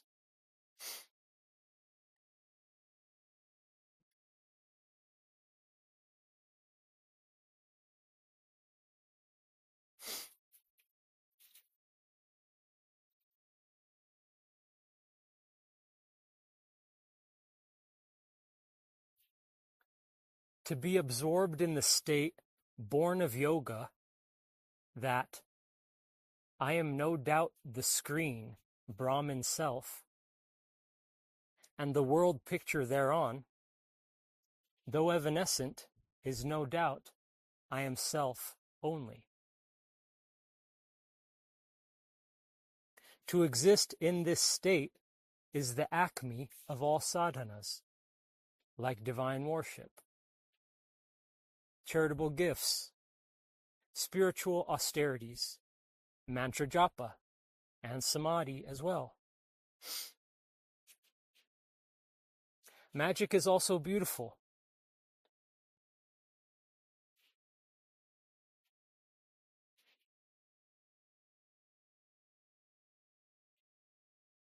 But meditation,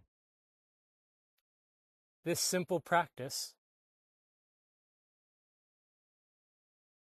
free from thoughts and attachments, leads one to the eternal bliss of samadhi, a state of peace, freedom, bliss, and relaxation is attained.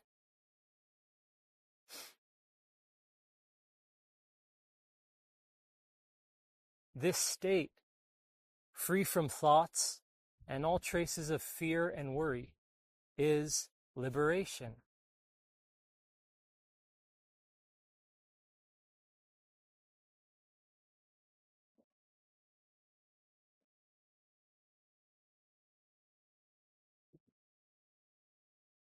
One attains bliss and love,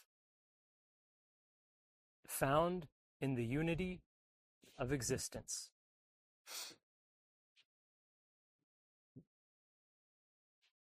This alone is eternal bliss, existence everlasting, all-embracing perfection.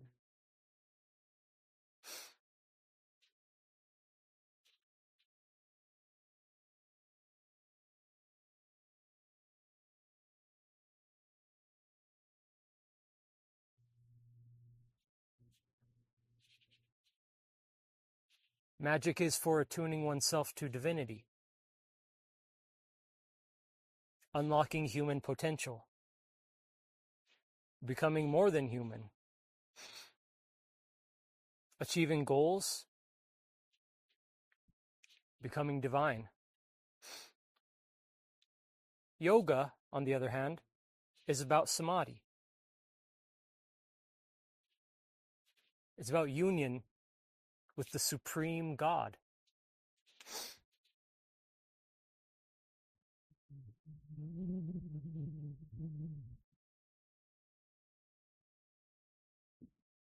The sole Godhead without a rival. And the sole primordial stuff of existence.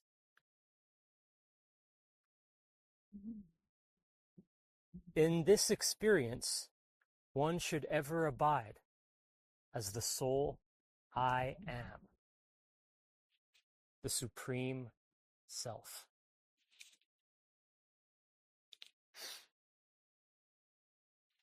This is called the I of infinite perfection, the self. Abidance in this self is non-dual samadhi. And that alone leads one to the eternal bliss of mukti.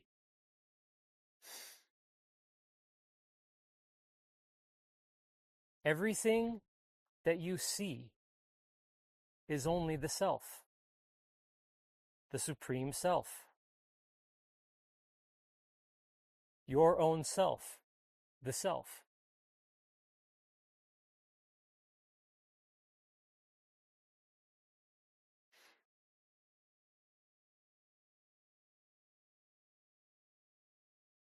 There are no such things as achieved objectives and the efforts leading to them. Association with the wise or the ignorant. Efforts of learning and knowledge acquired. Acts of inquiry and practice. The learner or the learned, and any goals achieved. What exists is only Brahman, the effulgent awareness self. This alone is eternal bliss, existence everlasting, all-embracing perfection, the Supreme Self. Everything is bound to be dissolved and lost in this self because the self is all there is.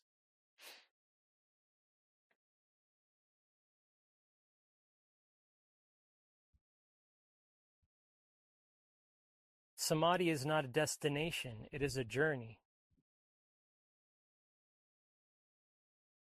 A journey without fear into the unknown. The ego is only an illusion.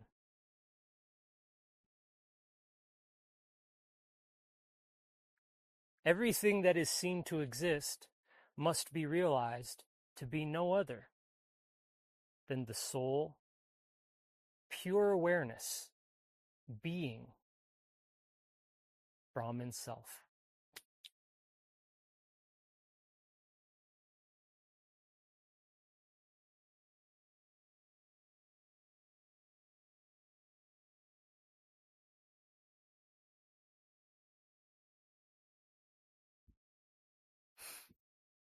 Whatever is found to exist is sought, existence only.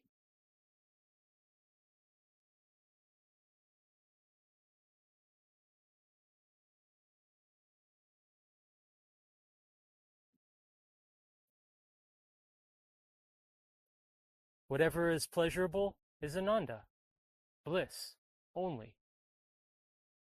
One should ever abide in the bedrock bhavana of Sat, Chit, Ananda.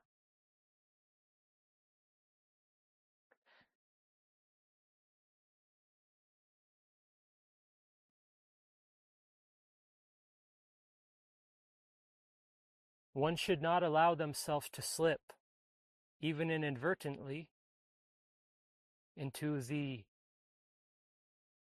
troublesome feeling that one is the body and that the world is real and apart from you.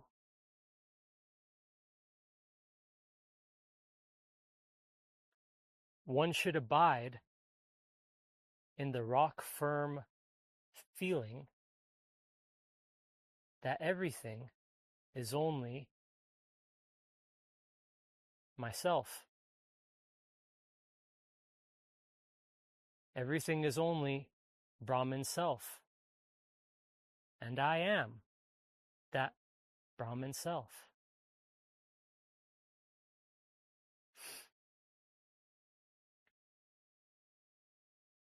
Through the simple practice of yoga, meditation, Zen, all thought movements and nescience will disappear,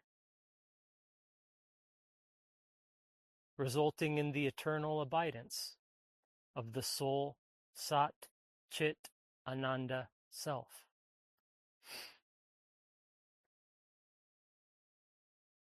Let go of your worries and your fears.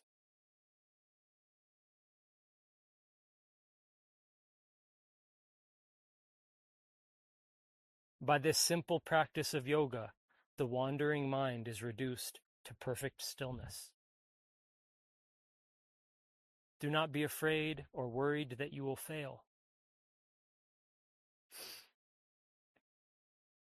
The power that brought you into existence will see to it that you succeed. Have no doubts about that. Relax. Slow down. What's the hurry? Just relax. Take deep breaths. Everything is okay, man.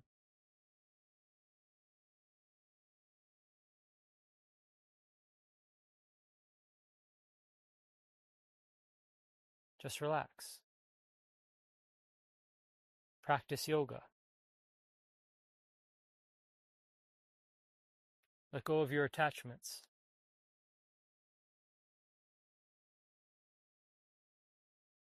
Be free from all traces of fear.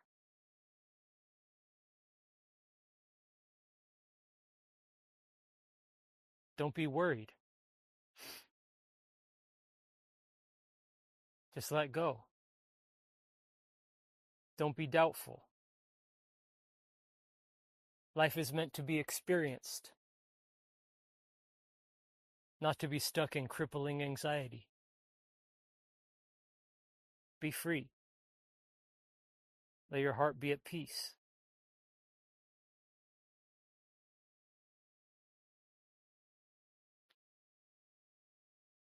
Have no fear.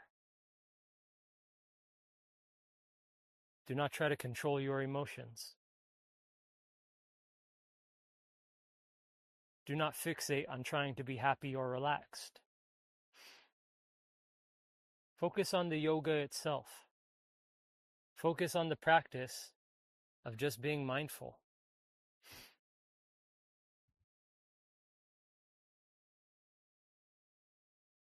To be simple.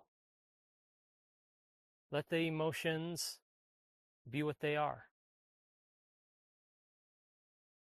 Let the mind simmer down naturally.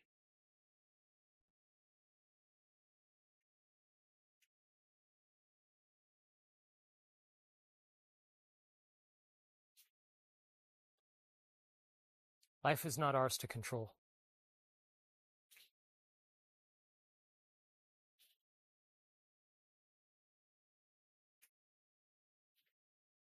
Do not be in a hurry. Slow down.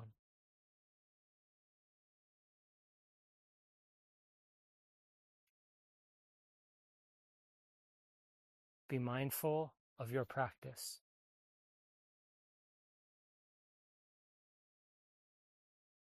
Emotions and anything that arises in us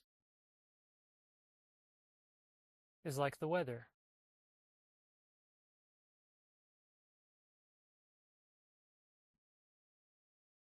It comes, it goes, it's temporary.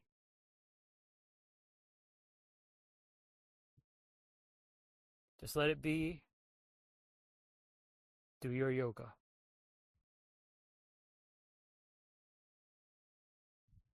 Fixating on what is happening inside of us or around us only creates more thoughts and mental movements.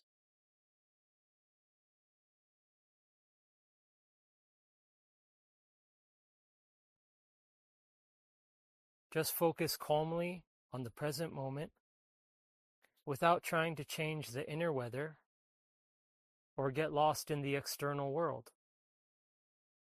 Just be present and aware. Just be. This is the practice that leads one unerringly to samadhi.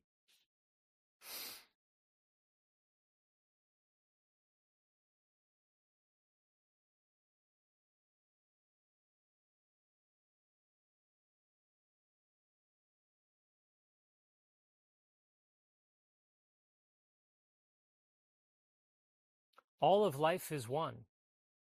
This world is nothing but the form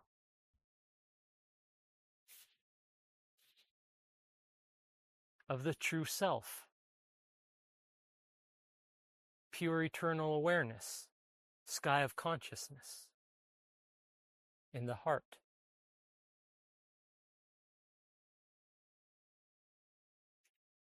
This pure awareness and this external world are inseparable.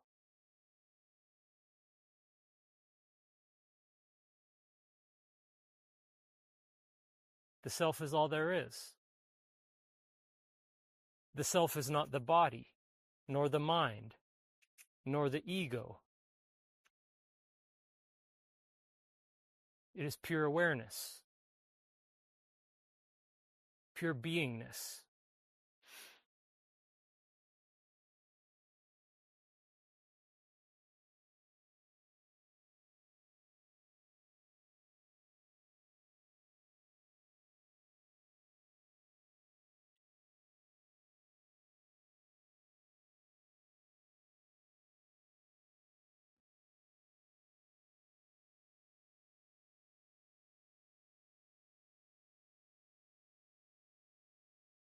Having realized that the world picture on the screen self is evanescent and essentially non-existent,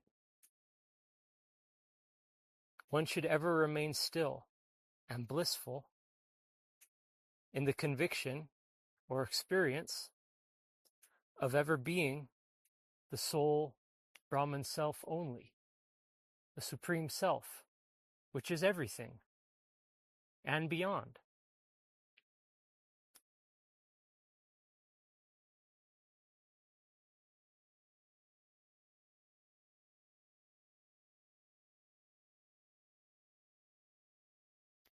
Everything and nothing, and neither.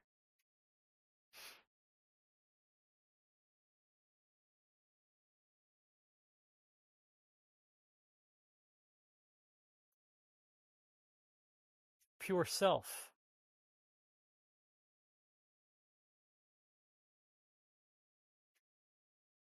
Is beyond this world, this existence,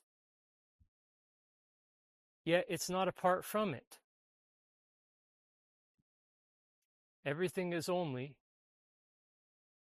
the Supreme Self.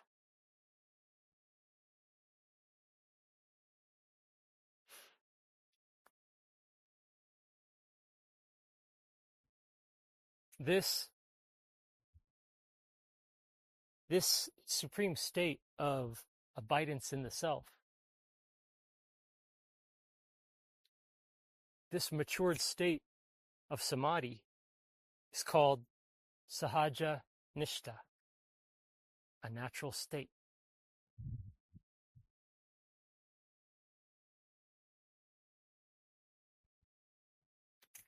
And that is samadhi.